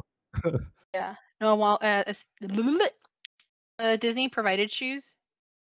Uh-huh. Some people didn't like, but I actually loved, and I still have them. I love those shoes. Oh, really? They, yeah, they're like the non-slip ones because I when I was over there, I worked at Magic Kingdom really quick, but which Mhm. is like the Florida equivalent of Disneyland, so it's like the busiest park. And I worked at a restaurant, so it had to be the non-slip shoes, and they were like the really like clunky boys. Yeah, yeah. Um, Do they have they like thick also, soles? oh yeah, oh yes, literally have them. But um, I want to show them. They're like no, they're like this tall. Added a solid couple inches to me. Yeah. Um, no, like I love them just because they were made for their intended purpose of walking around all day, and Yeah. I also just because I walk like a dummy and my heels end up hurting by the end of the day, I would wear insoles and like Mhm. walking around is no joke. Yeah. But, yeah, no, and then at one point I became a cashier, so I'd just be standing all day, and I'm just like, ugh. At least I'm in comfortable shoes. Yeah. I didn't like the cashier part of my job because I didn't wanna interact with people. I don't know, like, just like being a cashier in the front at Target, like, there's gonna be a lot of people at Target, right? Um, there's not really gonna be like a slow day. There's always gonna be Mhm. like a set amount of people, and if you're a cashier, I felt like people were always like judging me on like how I was scanning the thing and bagging the stuff, and like what if I put like eggs next to, I don't know, like something heavy like a pot and it'll crush the eggs, and I don't know, this is all this random stuff running through my mind. Um but I'm glad I didn't have to work the cashier in the front all the time. But just a side note, if you're ever at Target and there's a lot of people, what the manager will do is they'll call like everyone that's on the sales floor to like help out because everyone at Target knows how to use a cash or a cash register. That's like the first thing they teach to everyone there. So regardless if you're like a front person or if you're working in the back, like everyone is supposed to know how to work the cashier or the cash register. And I hated that when they like called for backup. I'm like, I'm busy with this person that's asking for help, like finding this, I don't know, iPod Touch. um, I'm gonna go help this person out. Um, but yeah, that was a fun experience. Walked a lot of boxes, especially during Christmas time. Christmas time is crazy, especially in retail. I I worked at Walgreens and I was a shift lead Mhm, for like almost 2 years exactly. And yeah, everyone's trained on register, but then that point where that small snippet where I was working in Irvine because I transferred over there, they didn't have a position as a manager, and they're like, "You're gonna have to take a demotion. You have to be like a cashier, like a CSA, customer service mhm. associate." Yeah. And I was just like, "I don't care. I don't want the responsibility anyway." So I like took that job, and she's like, "Do you mind if you get a pay cut?" I'm like, "Absolutely not. Are you gonna make me do any of the manager stuff? Because you won't be getting paid for it." I'm like, "Then do it. Demote me." I'm like, I Yes. didn't. I ended up not even having to pay like pay cut, which is dope. I think that my manager Yes. forgot. So for the time that I Like was to there, I this was day, getting. it's like, No, I mentioned it. There's oh, nothing okay. they can do about it at this point. Right. Yeah. And but Oh, I remember that. I didn't notice it until afterwards that I was still getting manager pay for like CSA work, but I was a pretty good cashier. And like if I was ever on cash, because sometimes at Walgreens, if like there were not enough people to cover breaks and stuff, I would Mhm. jump on register so that they can do that. And I loved it. I loved being on cash. I would just, chill and I'm a people person and I love Mhm. customer service jobs. Which yeah. So I actually really like being on register. And then when I was Yeah. at Disney, being on, oh, it's not called register, it's called cash. Be on cash. I like begged the managers to like train me on cash, and I didn't learn until my Mhm. last month there, my last like couple weeks there, and remember like being over the moon because I hated being on the counter. So it was a fast food restaurant, Oh. and have like the stereotypical like window. You would have to like get the tray of food from. Like on that tray would have which window you would go to, and there were 8. You were in charge of windows, but thankfully and also terribly, I was good at being on window because Mhm. not only did we have a lot of people who apparently didn't know how to work that job, also we had a lot of people who were new, and then a lot of people who this was their first job, so they were really not sure of like how to manage. So I was good at that Yeah. job, and I hated being on there because it'd be like I'm carrying this team. Sometimes, not always, because I thankfully Yeah. also had some very good coworkers Yeah, yeah. while I was over there. I remember when they put me on cash, I'm like, thank God I never have to be on counter ever again. Which was great because I was only on counter a couple times after that, Mhm. and it was because it was that Dang. It's like bad. it's like that group project, right? Like, you don't wanna be the carry of the the group, Uh, but then, like, sometimes you have to because if you don't do it, then, like, everyone suffers, like, that kinda thing. oh, still remember like, not that she's ever gonna watch it, but like shout out to my manager Megan while I was over there. What like I all the managers were like fully aware. I made it very clear that I hated being on the counter. Mhm. Would do any other task, like put me in like busing anything. Like I don't like being on counter. Don't put me on counter. Please, for the love of God, don't put me on counter. I remember one time Megan, like her name is Megan, and she calls me. What's up? What you need? She has this face. I'm like, what's going on? She's like, I really don't want to do this to you, but can you do me a favor? I'm like, what do you need? I Oh, need you no. on count. I need you on counter. And I'm like, wait, what do you mean? And she's like, I'm only asking you to do this because you are probably the only one who can handle it right now and not break down on anyone.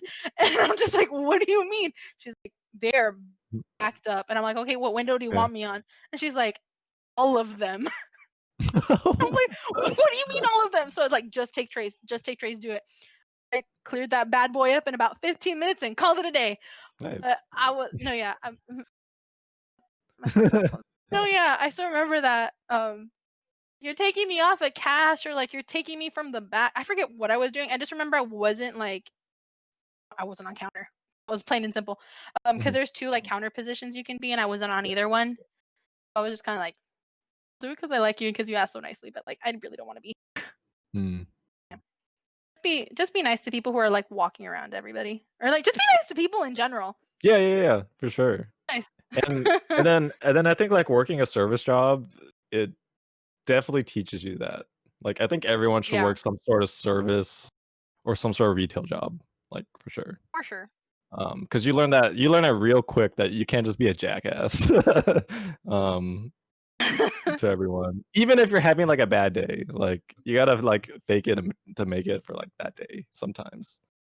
Very Um, much the either like the kill them with kindness one, or the yeah. I'm gonna actually read like from the manual from you person. I'm the person who likes to know every rule in the book Yeah, yeah. so that when you try to tell me my job, I can tell you what the actual policy is. And Mhm. um remember one time at Pizza Hut, because I was a manager, and the I had 2 home stores because I ended up being transferred.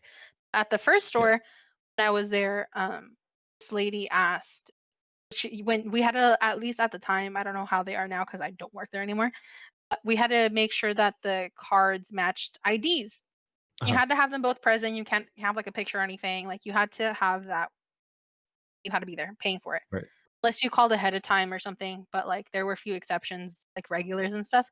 Mhm. I remember this lady comes in and tries to pay with the card, and I tell her, "Okay, can I see your ID?" And she's like, "I don't have it." I'm like, "Or your driver's license?" "I don't have it." I'm like, "Keys in your just drove here, did it?" She just like flips on me and she starts screaming, and then she comes back with her ID from her car, and she ends up like throwing it on the counter, and Mhm. I look at it and I see that it has a different last name, but as I saw that there was a wedding ring on her finger, I was like, "Leave it as is. But it hasn't changed her name, or I don't know what the deal is here, but like point Mhm. is I'm not messing with it. It has the same first name." And like, "Okay, here you go." And she's like, "You didn't even look at my ID." I'm like, "I did." And she's like, "Well, how come you didn't say anything about the last names being different?" I'm like, "Because I also saw there's a ring on your finger." And then Got she him. like, no, I straight up was like, "A ring on your finger. I mean, I'm pretty sure you're Like, you're married. fine. Yeah. I'm assuming that, you just haven't changed your name or something. I don't know what the deal is here." She's just like sighs and she's like, "I'm sorry, I've been having a bad day." I'm like, "That's really funny because I have two." So I told her like, "I have two. I Yeah. just couldn't yell at you." And I actually did tell her, Yeah. "I've been having a pretty bad day too. It's a Saturday and I'm working at Pizza Hut Mhm. and I had someone scream at me. The only difference is I can't yell at you." And she's just like, "I'm so sorry." But like I like brought her down really quick. I'm like, Yeah, yeah. "Not the only one." And I told her like, "You're not the only one having a bad day." And Mhm. I mean, I probably should have gotten fired for that, but I I think you handled it very well. and I mean, I didn't scream at her, which I mean, Yeah. you know what? As I mentioned earlier, I was just very loud and screaming all the time. So I didn't scream at her, which is success. Yeah. It's a big deal for you. Oh, I had a Karen at Magic Kingdom. Oh, Let me really? tell you. Oh, I gotta hear this. Um, but so I'm gonna condense this as much as I can. Long story short, this woman did not get her order correctly. And as I mentioned, as I would like to think, is I was very good at being on the counter and giving people their food. But on top of that, I also so you have to actually check everything that's on the receipt, and I Mhm. would actually be very thorough about it. And some people wouldn't do that just because it was going to take too long or anything like that. And I would be very mindful of it. I didn't want people to have to come back. I didn't want to have a complaint. I would rather take an extra minute with this person, have them go off happy, than take less time and then have them come back screaming. Yeah. So I was also very just kind while I Mhm. was there because I love that job. It was a food service job. It was quick service. Was constantly running around. I was sweating. I was having people screaming at me, but I love that job and I would take it back in a heartbeat. Um, but had this woman that like hear that she's screaming at one of the windows. I still remember it was window 3, and was I knew full well that it was a new girl. You just see this girl like with the look on her face where she's like, "I don't know what to do." I look back and I'm like, okay, very kindly just like, "Nyla, go take a window 8. That's where I am right now. I'll Mhm. take care." That's where I'm like, I gotta work. And I told her like, "What's the deal?" And she's like, "I paid for this and this and this and this and this, and like whatever, and it's not fixed." And I'm like, "Okay, you know what? Let me go ahead and fix it." And she's like, "Well, this is a problem here and there." I end up fixing it, and then we end up having to bring in the manager to give her a refund. And I told her, "I'm gonna call him in, and I'll get you your order while he's doing that. I'll make sure it's to what you're gonna get, like what your new order is gonna be. So I'll have it fixed like that, and he'll be able to take care of you afterwards. So there's not a problem. It's fine." And then she ends up moving to the side of the window, so I'm like helping more people. And she gets help by the manager. She ends up coming back, looking at her thing, and she's like, "Well, where's this and that?" And I'm like, "Give me your receipt," because she has a new one now with like new things that she took off and put on. "Let me look at your receipt, make sure that the new order matches what I have on the tray." And she's like, "Well, where's this and that?" And I like, "Okay, you see this thing right here? Like line 1, that's this right here. You see this kid's drink that's supposed to be here? We actually gave you an adult one. That one's on Mickey, dude. And over here, see line 4? Like I vividly remember saying that one's on Mickey." The restaurant I worked at was called Pecos, and I'm like, "See this kid's drink? That one's on Pecos because that's the name of the restaurant." Um, Mhm. Pecos Bill, if anyone's heard of him. He's on Disney Plus. Anyway, so like I went down the line like that, and she ends up screaming. She's like, "Well, I asked for churros. Why are there no churros on this order?" I'm like, "Oh, I'm sorry. I guess the manager might not have heard you, but you know what? I will get some on the house. I will get them for you." And I got her some churros, called her, and I was like, "Okay." So on my name tag, it said Patricia, and it said your college because when you're not part of the program, they put the colleges on there instead of your hometown. So Mm. I was also wearing glasses. So and there were more than one. There was more than one Patricia there. I think there were 3 or 4 of us, but one of them went by like Paty, and then all had like different variations. So and I was done. And I'm like, does this all look good? Like, is there anything left? She's again like pretty much screaming, like, what's missing? Like, I need you to tell me what's missing right now so that I don't like so that you can enjoy your day. I don't want to have you run back and forth. I want to make sure you're happy and I want to take care of you as best I can. She just looks in and she's like, well, you said this is this and this is that. I'm like, yes, exactly. And like she ended up like, okay, fine. And as she's about to leave, I look at her dead in the eye. Okay, ma'am, for whatever reason, any of the food or the drinks that you have are an issue. They're not good. They're not warm. If you have any sort of if and but or concern, look for me. My name is Patricia. It says Ventura College, and I'm the one with the glasses. If you tell anyone on this counter who I am, they will know full well who I am. And I will personally be the one to take care of you. Do not ask for anyone else. Do not ask for a manager. Do not ask for anyone. Ask for me, and I will take care of it. I don't want you to be like telling other people and having there be any sort of confusion. And she just had this like look of her face of Mm. like, she really tell me not to like call a manager? And I'm just like, no, but the thing is that she had this look on her face, and I'm like, I want to make sure that I take care of Mm. you. And I kept emphasizing the fact that I wanted to be the one that like made sure she was happy at the end of the day. And I just kept saying that and kept saying that. But in reality, it was just like absolutely the heck not. I was about to curse, but like absolutely the heck not. There's no way that this lady is gonna be yelling at my coworkers. Absolutely not. I'm gonna yell at them when they make a mistake, not her. Okay. So Mm. like it was funny because a lot of the people around me heard. They're just like, and why is she telling this lady not to complain about things? And they just kind of like walked away and like they were all mindful. But then the people behind her were like, I don't know how you did that without actually like verbally abusing her. I had like 2 people behind her like say that, and I just took care of the window so that I can get rid of her and like help everyone and get the line situated so I can call back the other Mhm. girl.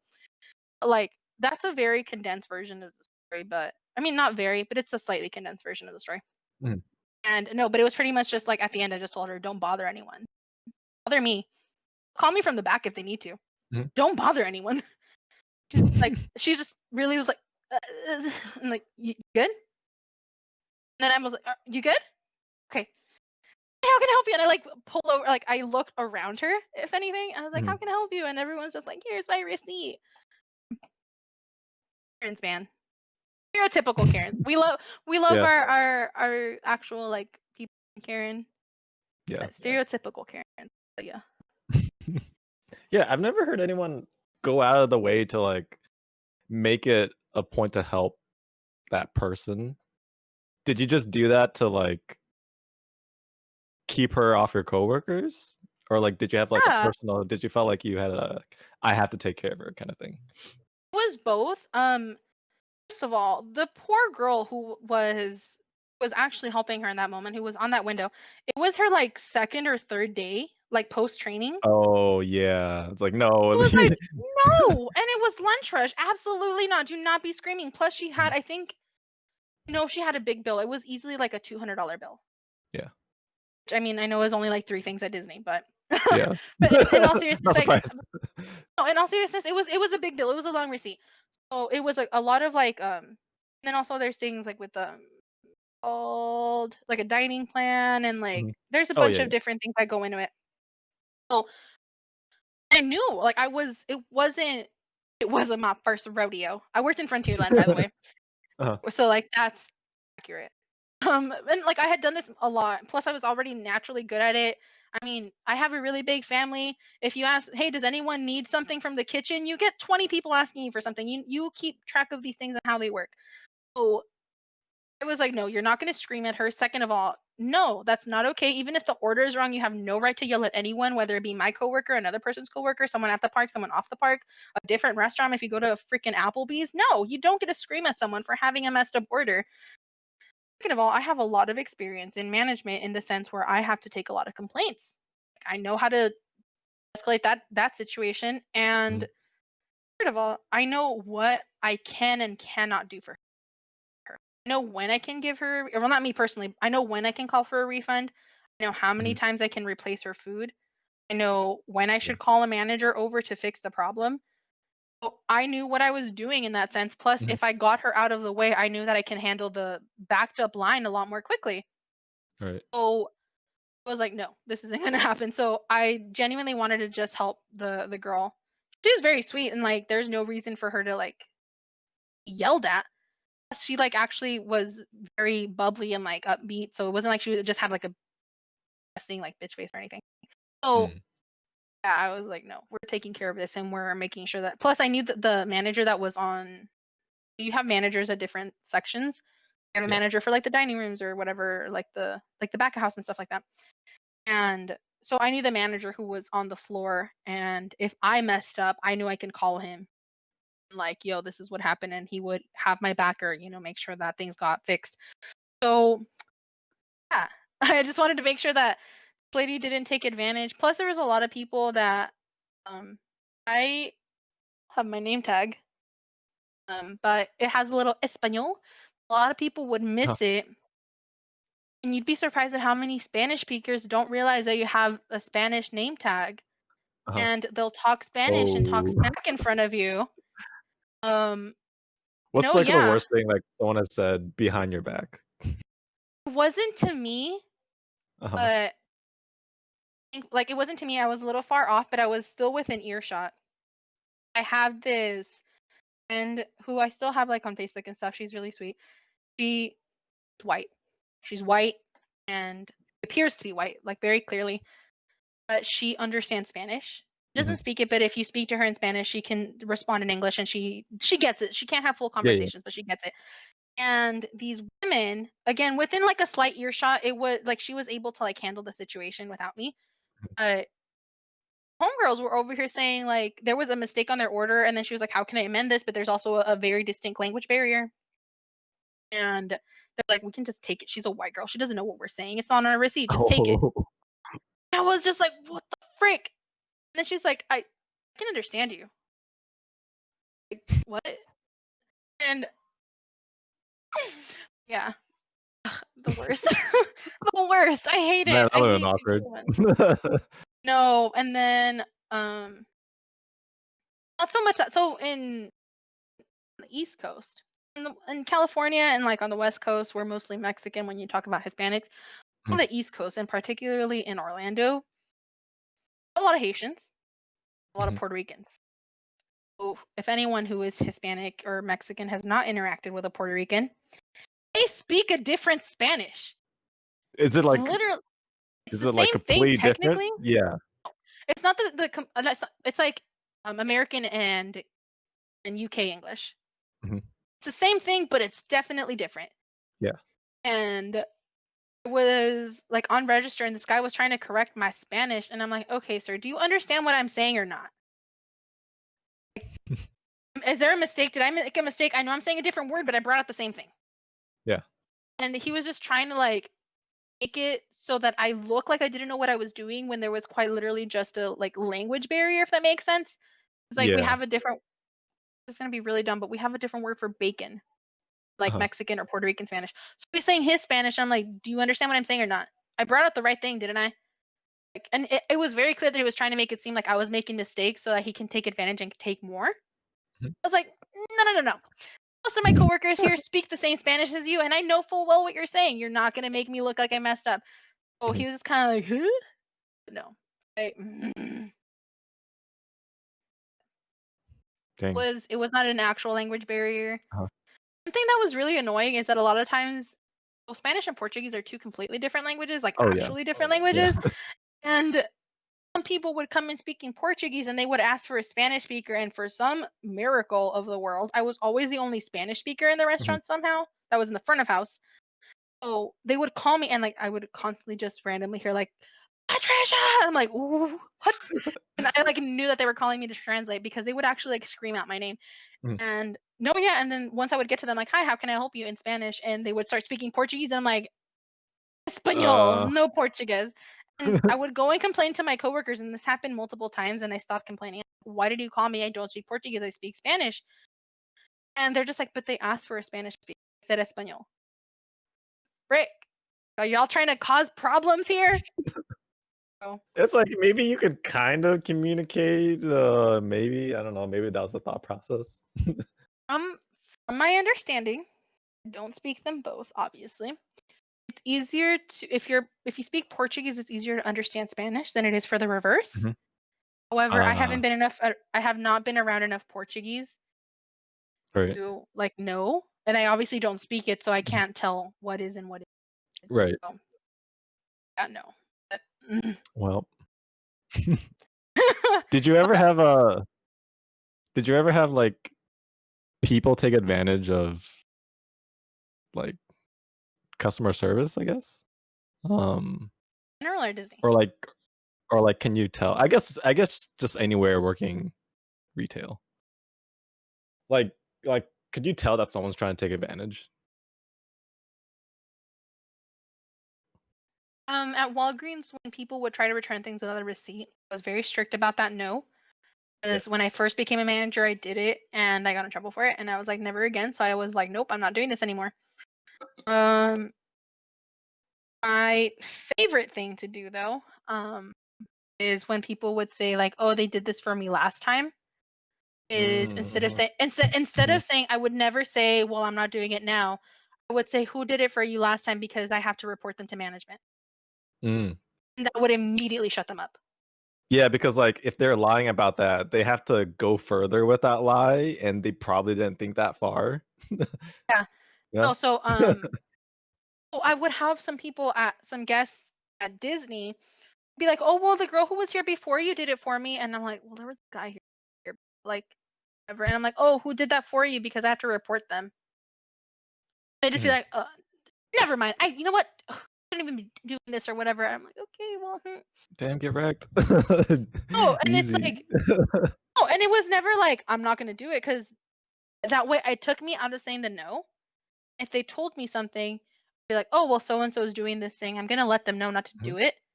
If it was a thing that they couldn't do, Yeah. there are certain things that are like you're not supposed to, but you can do. Giving away like free stuff, you can. Not you're not gonna get in Yeah, trouble. yeah, Like that's a Disney thing.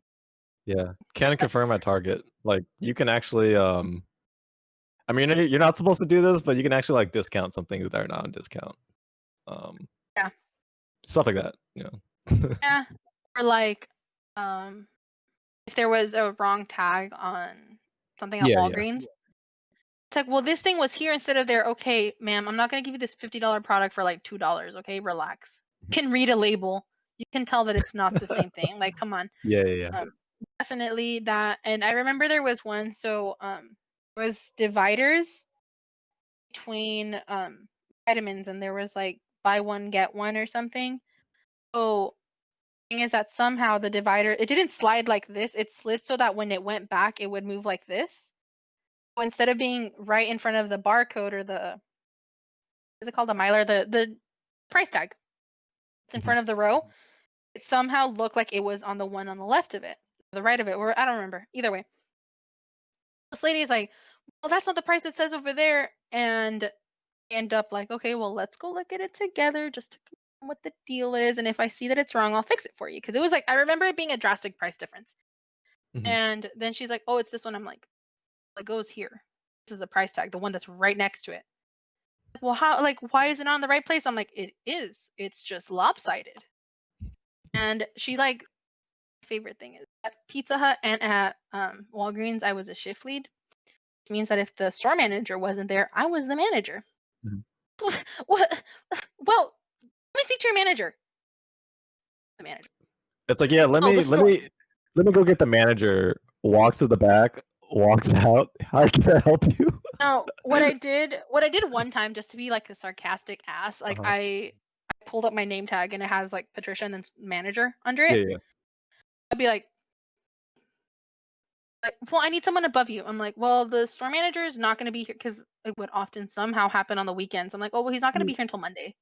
You can come in on Monday. His name was Orlando. My name is Patricia. You can complain. They're like, well, I need to speak to someone now. I'm like, if you look at the back of your receipt, there's a corporate number. You can call that yeah. number for the stores at the top. You can give them that information. My name's Patricia. And always be very open about like complaining about Mhm. me. I really don't care, particularly at Walgreens, because at one point I actually tried to get fired. Uh-huh. Wow. That's a whole different. That's a whole different story. I'm not gonna get into that. But no, yeah. At one point, I was really just like, "Fire me, please." Fire me, Just please. yeah. Yeah. And I found Disney, and then I could leave there without like having issues. Mhm. Shook. If Is there I'm gonna pivot back to the band stuff. Is there anything we wanted to talk about that we didn't talk about on your list? Because if not, then we can oh move wow, on. my God, we've been on this thing for like 3 hours. Yeah. Um, you edit it. It's like only an hour long. There's only one Oh hour no, of I don't. substance. I don't do that much Kidding, editing to these things, so kidding. it's Um, what if I said something totally inappropriate? Um, I don't know. I mean, I thankfully was really just here to like go with the flow. yeah. That's what you said on Um, the sign up. So I like really don't care about anything in particular. I mean, I think there, unfortunately, at least within band, there was like a lot of things that I didn't take seriously, and a lot of things that I took too seriously. And more not even so much with like band itself. I think just in high school in general, because I mhm. know I mentioned it. When you're in high school, everything seems like the end of the world, and Yeah, like my God, I got this like B on a test that I studied really hard for, or like, which actually, that actually happened. if I studied for a test, I did well. I actually only studied for one test, and it was my chem test, Mhm. junior year. It's Mr. Lucas midterm. Um, really quickly on that, my is it not a band memory, but one of my favorite high school memories is I I literally have never studied for a test unless it was like memorizing like vocab or something like that. But an Yeah, actual yeah. like memorization like for a test, I've never had to study. I have a pretty good um photographic memory for the most Mhm. part. And but chem was the one class where I was lacking and we were gonna take our midterm. And I studied for that whole week beforehand and I was practicing and making sure that I did my best. And I was never really the science person. And at the time, I don't know if I was dating him at the time. I just remember that he and I had some history. And a lot of the times because we had dated or we were dating, we would be a lot of like neck and neck because or make sure like who's better at Yeah, yeah. things. I remember that I ended up getting like a higher score, and the thing is that he was like the math guy and I was the English Uh-huh. guy. Yeah, yeah. So and the thing is that Mr. Lucas, he was so kind to set like he didn't bother like here's your score. He just got his the sheet where he had like all the scores. So I'd be like, Patricia, you got like a whatever. But he did it so that it was numerically. So the highest score was at the top Mhm, and the lowest one was at the bottom. The girl got second in the class mhm. after the valedictorian. Legit. And homeboy, who was in the same exact like Mhm. class, like same class period, because he had two periods of AP Chem. And Wait, what? so we were in the same. Mr. Lucas had two AP Chem classes. Oh, okay, gotcha, gotcha. He taught I two. thought yeah, I thought you meant like that person took 2 AP Chem No. classes. Mr. Lucas taught two, Yeah, but yeah. in that specific class, because whatever, um, I think I was like second or third. But I really remember thinking like, okay, like the only person who really got higher than me was valedictorian. So I like in my head I was first place, and he saw it. He saw it, and he was just like, "Wait, how was that possible? How did you get like a 90 whatever? I got a B." And I'm like, I'm not gonna fill up the camera, but like that's Yeah, really what yeah. I was just like, whatever, my dude. I studied, I did my best. This is just how we know that I'm so much better than you. So that wasn't what I actually said, but I was very proud of that moment, and it is the only time I've ever actually studied. It pays Out of off. 10. Yeah, it Yeah. does. But I mean, I've done well in school, this or that. But we're not Mhm. gonna get into other school stuff. We're gonna go into band. Yeah, yeah, But no, yeah, yeah. taking like really, yeah, like taking things seriously when I should or shouldn't have. Like, really should have taken the practicing more seriously, or the making sure that I did my best or tried as much as I could for the band. Whereas I paid more attention or was more mindful of like the fun things, which I mean I think is normal, and I'm Mhm. not going to beat myself up about it, especially Yeah, after so yeah. much time. But no, yeah, I was just unfortunate that I was too preoccupied with like I just want to have fun. I just want to have a Mhm. cool high school career. And I mean, I think just the fact that I unfortunately wasn't mindful of that, like, no, yeah. Um, there's not. It's not like I want to like delve into that and talk about that, but I definitely like want to bring that up where it's like it's also a thing that I did, which I probably shouldn't have. Oh, I mean, as honestly, like, as long as you had fun, that's what really matters. I had a lot of fun in bands, so, And also, actually, so um like, I I was in a relationship and it was serious to the point where he had just like started to discuss kids at the time. And Mhm. I remember thinking, or we had talked about it, where it's like he plays the bass and I play whatever I played in band. It's a couple of string instruments. I don't know if you saw before we started recording. I had a uke, Yeah. which I've been practicing more lately. But the point being is that I play a pretty decent amount of instruments, and that's when it came up where he's just like when I brought up like, oh, I was in band. That's cool. Well, our like kids can learn from you or whatever. And then I'm like, well, what instruments do you want our kids to learn? And he was just kind of like, well, I don't know what you can play, but I think it'd be pretty cool if our kids could play like guitar and then like maybe the saxophone's kind of cool. And he like listed Mhm. these different things. I'm like, I can literally teach them half of those things, which I wouldn't have been Mhm. able to like say or brag about if it weren't for band, Mhm. because I can play the guitar, but I know that one of the reasons I kind of practiced it was because we had those like guitars in band. You Yeah. know, Yeah, I yeah. like the little bit that I knew and I was able to practice at school. So like obviously I'm not good or great or anything, but I can get by. I know how to Yeah. play an A chord. Or like um or also like the sax. And I mean, again, it's not like I'm gonna be proficient, but I can definitely teach or like a kid to read music and so on and so forth. So that's definitely super fun. It's fun to be able to like pull that out of my back pocket. Like, what are some skills that you have? I'm Oh, like, yeah. I'm Yeah. bilingual. I can play a couple instruments Mhm.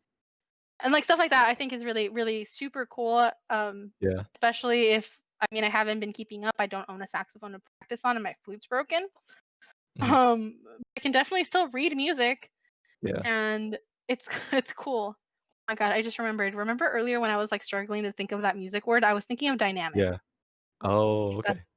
sort of like when I'm like how loud something is dynamic. Dynamics. Anyway, it just came up. But yeah, and I remember there's been a couple of times because my cousin was in band her freshman, I think sophomore year. She was in band at one point at least while we were in high school together. And I don't know what we were talking about, but like is it like music class or music words came up in like our regular day-to-day Mhm. conversation, which was really Yeah, cool. yeah. And it's not like something you're gonna use every day specifically, but like Mhm. we made like I know we made a joke about like I don't know what the joke was. I just remember us joking about Mhm. something being staccato. Yeah, And yeah. that's super cool. Like the fact that this is something that thankfully because I did it for so long, it's gonna stay ingrained in my mind for the years to Yeah. come. Mhm. Um, but it's definitely fun to have that randomly in your back pocket, and also to Yeah. like um at what's it called at the Thousand Oaks Theater, there was a well, Air Force band wasn't during. There was a band, and it was like a 40s style band, Uh-huh. and they were just playing a bunch of music. I remember that my mom and I went, but I was able to like point out like certain things like, "Oh my god, like listen to this thing that's happening." And really being able to like use that random knowledge that I was never going to use again like in something that I'm doing and enjoying, like completely out of the ordinary, I guess. Yeah, you have a greater appreciation because you know, like, the more athletic, um, I talked about this more a little bit more with RJ, um, Just like completely but, cut off right now. just, like, actively listening. Oh, it's fine. No, it like cut off and then like No, you were but I all said, fuzzy and stuff. I don't know if we're good. Is everything good? Can you hear me? oh, Yes. really? Can you see me? Oh, I was saying that, yeah, yeah, yeah. We good. Yeah, sounds a little off, but it's okay for the video. It's fine for the audio version. Okay. No, I was talking about, because you know more about, like, the technical stuff with music, like, you can appreciate it more, and I was talking about this last week with RJ, how,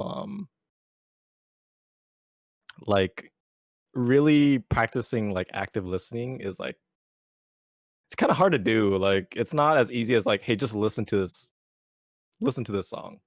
You know, actually, like, listening to it and, like, dissecting it and processing it, it's a whole different thing, and that's not really Yeah. something that we're taught. No, I remember, I like to listen to music with earbuds specifically just because it feels like it's inside my head when I'm listening to it. But I Mhm. remember that, like, there are certain things that you can appreciate, and I mean, you can appreciate things without having all this, like, band knowledge or anything. Yeah, yeah, Um, yeah. but I remember, I was listening to Pentatonics. They have, like, their original album, and there's this one song. Mhm, I mean, they're a cappella. They're not even playing, like, actual instruments. mhm. So I remember that there were, like, some things, like, random notes that were, I guess, snuck in the background that I didn't really, like, pay attention to. And I remember Yeah, one day I was just listening to it and I heard it and I was like, that were in there, this would sound really different. Like, that yeah. really adds, like, a different dimension. And I really, like, Mhm. started, like, went back and I listened to it again. I'm like, oh, that was playing that entire time. Like, they did that. Wow. I Yeah. never really, like, noticed it. But once I Yeah, noticed yeah, it, I yeah. realized, like, that really added to the sound.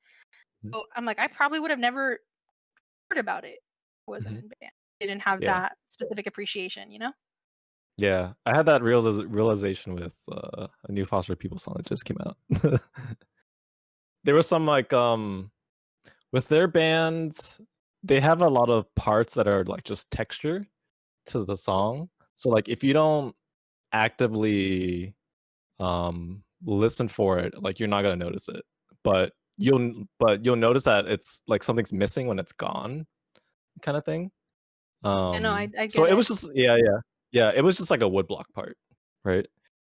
Oh, okay, But yeah. yeah, yeah.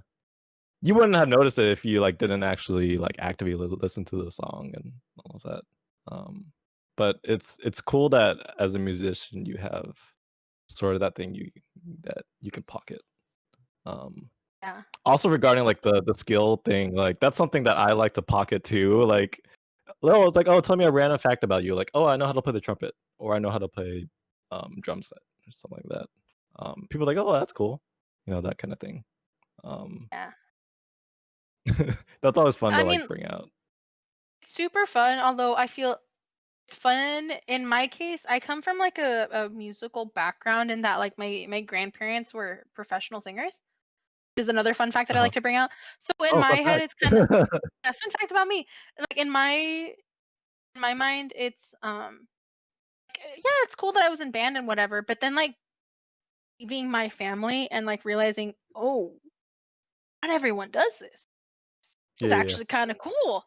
Like, that was I it definitely made me realize that it, like, most of my family, like, plays some sort of instrument, or, like, most of my family plays the guitar, or we sing, or anything. We have some sort of music in our household, just Mhm. because that's how we were raised and that's, the environment we were around. And but yeah, so it's cool to just be able to, like, "Oh, well, I actually play instruments." And I remember that somewhat recently, like a couple months ago, pre-corona, I went Yeah. to an audition for a musical.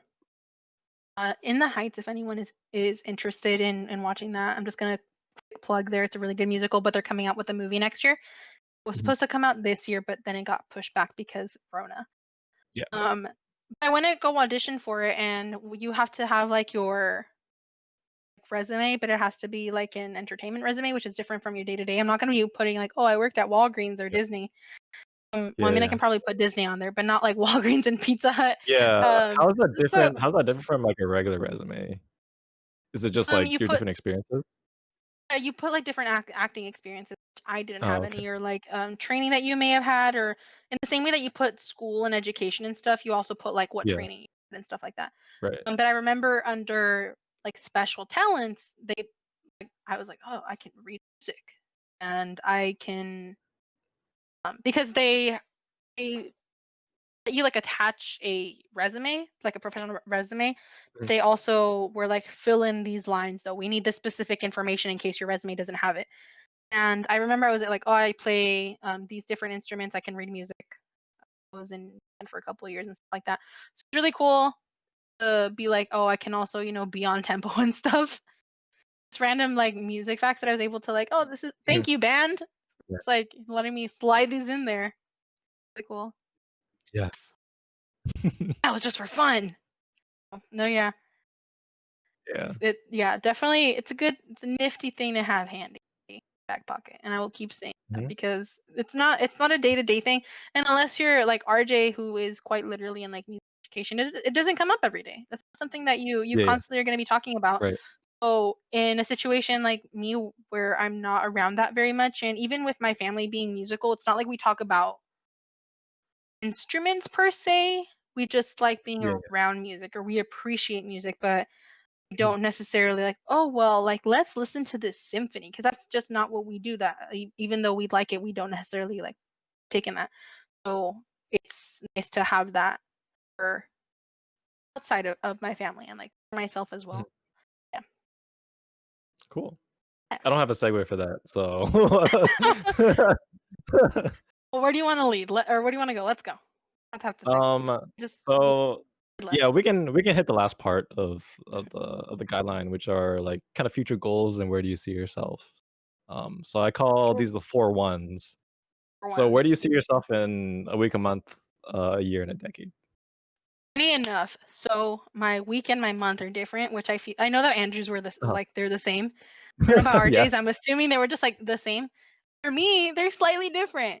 In that, Okay.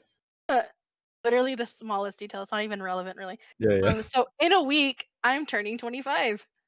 Woo! So like, I'll probably, I don't know, like go out to dinner if I find somewhere safe. But other than that, I mean, uh, the next week and month are probably going to be for the most part just at home, working, Yep. trying to, social distance, which I mean, I hope people are partaking in and wearing their freaking masks. It's not Errands. not Karen, like, fam, dude, I've heard horror stories, but well, let's not get into that because that's a whole Yeah. other can of worms. Yep.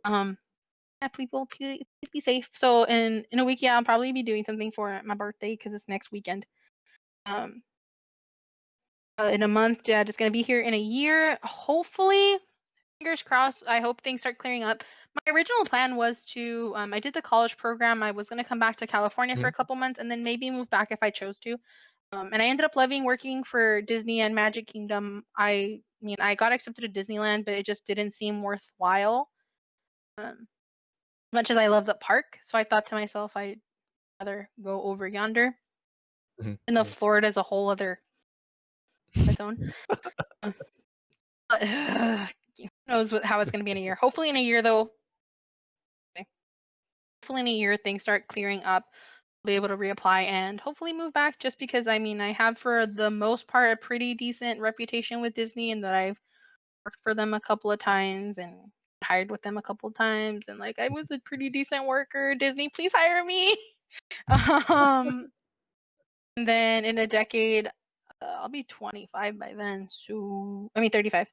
35. Hopefully, like Yeah. at that point, I'll hopefully be a teacher if I do end up choosing to do that. Which I mean, things can change at any moment. I'll say teacher today, and tomorrow I'll Mhm. want to be a doctor. Who knows?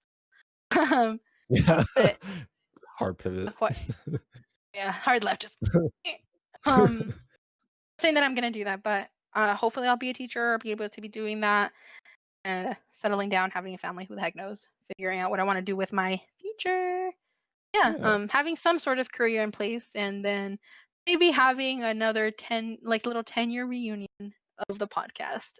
That's for Yeah, that'd be cool. That'd be cool. sure. I know in my yearbook I put right as if you're sending me a message like 30 years or like I don't know, like pretend you're speaking to my like 30 like 30 Your real plus year self. self. Yeah. Um and I remember you putting like hey, message me when it's 2037. And like a decade from now, that's not too far. That's like 2030. So like 7 more years. 17 more years, my dude, and then you can message me. Yeah. When we're done with this and you eventually find your yearbook, show me what I sent you. I want to know what I wrote. Let's see what I I still wrote have you. it. Yeah, I mean, if you I want to would see hope it. you do. Let me know what I wrote you. No, it's like no, I actually burned it a couple years ago. No, I'm just kidding.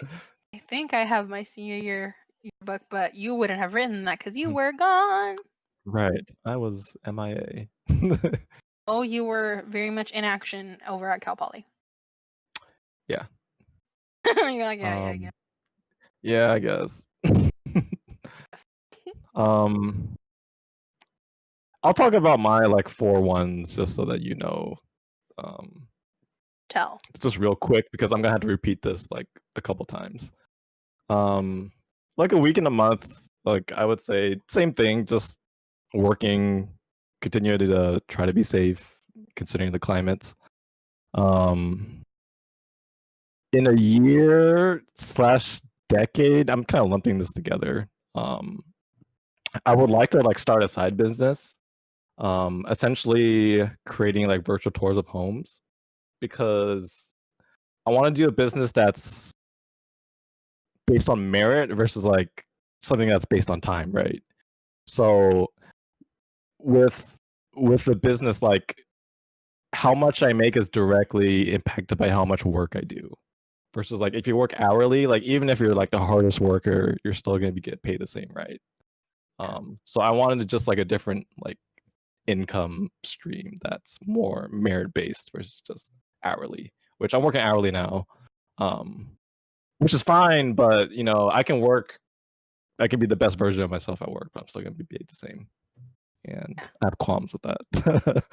um the other goal that I have is I want to buy a house eventually. I don't know like where, probably somewhere in Ventura County, but that's kind of what I've been saving for. But even then, like now that I think about it, like if you buy a house, that kind of ties you down. It's like so I really would like do I really want to make that sort of investment, you know, because we're we're relatively young, we're like in our mid-20s, and things change a lot, right? And I don't know if I want to like tie myself down like that, but there's some good benefits to it. But I don't know, Yeah. we'll see. So that's kind of where I'm at. Definitely wish you the best in that, and then hope the decisions aren't too difficult to make. Right. But yeah, in regards to that, I had like my whole life plan, and I was in my past relationship. So, well, the one thing I did end up realizing, just because, specifically because he lives in Florida and I live over here, as long distance for a while. Um, anyway, so I had to really like think like, okay, what do I want for my future? And I came to the realization that, despite wanting to move back to Florida and being over there, I know that at the end of the day, I want to end up back in California. So I'm gonna start saving a lot of money and like sell my left leg or something because there's no way I can afford a house Dude, over here. California is expensive. Dude, okay, don't get me wrong. I don't live on my own, obviously. I live at home right now. But when I was over there and like I'm pretty independent over here. If I want to like do some like Yeah. personal grocery shopping, I can. Obviously, I'm gonna like get stuff for the home, but if I want to do a specific thing, I've gone over here and like I buy my own things at this point. I'm for the most part pretty independent. Yeah. Moving to Florida, I was like, I'm gonna have such a hard time because I've never been fully independent. But let me tell you, it's just cheap over there. Like I was amazed. Like going to like Walmart and I'm like, why is this so cheap? And they'd be like, what do Yeah. you mean why is it cheap? I'm like, this is cheap. And they're like, I mean, it's normal prices. I'm like, not where I'm from. Bro. But yeah, like Yeah. that. So definitely gonna make sure I probably deal some drugs on the side so that I can. No, I'm kidding. I'm not gonna do that. I'm not gonna do that. It's a joke. No, yeah, figuring out how I'm gonna be able to afford a house in California. That's definitely the 10-year plan there. Yeah, it's expensive. Like I would say the average house here is like 500K, like on Mom average. used to I used to work in real estate and stuff. Oh, really? Okay. Yeah, Yeah, so she she knows. definitely knows, and which I'm very thankful for because if I ever have any questions about that stuff, she's also done like loan modifications and everything. Oh, So yeah, yeah, I yeah. have my mom has covered all ends of that general Mhm. realm of like real estate and refinances and all that, which I mean are in the same category. But my God, it's stressful. Adulting is hard, man. Yeah, it's hard. Yeah, it's like, yeah, you have a lot of freedom, but then, like, you have all these What price? responsibilities, but at what At cost? what price? At what price? Yeah, Exactly. What was the cost? yeah, like, sometimes I wish I could go back to my high school self so I don't have to deal with all this stuff, all these things. It was just a simpler time, but then I think about all the freedoms that I have, it's like, "Oh, maybe not." Yeah, I mean, I've mentioned this before that like so at home I still have my mom who's like make sure you're not out too late and like I was in Florida. Don't get me wrong, I was paying my own bills and doing all that stuff because I mean I was getting paid and I did have to like pay rent and stuff. But I remember there was one day like mind you, I was not like I was doing anything wrong. I was not being like misbehaving or anything. I like stayed out till like the morning Uh-huh. one day. I was just like talking to friends and just hanging out, like not doing anything, literally just chilling. And I'm like, that Yeah, was like the dopest thing ever. But yeah, then also having to like make sure I like wake up early enough for work the next day and like yeah. Yeah, get it's my a bills balance. paid. It's Yeah, so fun. Being an adult is yeah, so much fun. yeah. It's definitely a balance for sure. And 'Cause if there's any of the like if any of the older alumni are watching this and they're just like, "You're a child," I'm like, "I am." that's honestly, that's true, like, age is all relative, so, like, I remember, like, when some of the alumni were back at homecoming, we called, like, the current band, like, kids, and, like, someone got offended or something, um, because teenagers are gonna be like that, but, like, age is relative, like, I've had my relatives call me kid, like a kid, like, as a Yeah, 25-year-old, same. so it's all relative. Like, we don't mean to, like, put you down or anything. That's not the point. It's all Yeah. relative. I still don't sit at the adult table. Yeah. I'm with the kids. Yeah, yeah. Anyways, Patty, let's wrap it up. Any shout outs or where people could Um, find you? shout outs to class of 13. Y'all were literally the best. Um, like Yeah, screw everyone else. I'm sorry. RJ recently posted the multimedia that year. I I still need to haven't watch gone to all of it. watch it. I don't want to watch it. I'm gonna cry.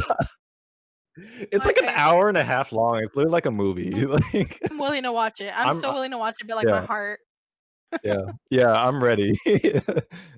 heart is not ready though. No, yeah. Shout out to class of 13. Mhm. To particularly Christian and Sarah right now, also who are on the alumni page, and Sia who's not because she wasn't in band for too long. But Yeah. shoutouts to them. Shoutouts to myself like 10 years in the future. Hopefully I'm still watching this or something. Or like I remember to Yeah, come yeah. back and watch this and see myself as like a 20-year-old. But no, yeah. Um to find me. Not putting my social you can find me on Venmo at Patricia Arceo. Like that's it. That's you can Venmo me. That's it. I'm not no you no need to like reach me via like Snap or Insta or anything. You can message me through Facebook if need be. Yeah, no. That's a good That's one. it. I don't know. I mean, I'm not trying to have people stalk me. I mean, honestly, if they're watching this now, they already know where I am. Yeah. So name has not changed. So I can just find me on Facebook. That's all that matters. Cool. Yeah, Cool. All right. right, Patty. Great. Thanks for being here. Thanks for being with me. Yeah, thank you for doing this. And I mean, I know that not just myself, but some people I mentioned this to really briefly. They're like, this is really cool. Whether or not they chose to like participate or add their names onto the list, it's Mhm. definitely a very nice and unique concept. Because I mean, I wonder where like my old friends are. Like Yeah. where it'd be really nice if I had had like the older alumni have like Mhm. these podcasts when I was in high school. Because there's also definitely that they stop going around so often, and if they show up, it's just like, who the hell are you? Having this kind of like Yeah. I'm having this kind of be like, oh, like here, this is what I'm like, or this is who I am for someone who may still be in high school who may run into at whatever point. But so thank you as well. But this has been really nice. It's been a nice 20 hours of talking. Yeah, But yeah. yeah, Cool. All right, Patty. I'll see see you you later then. later. Peace.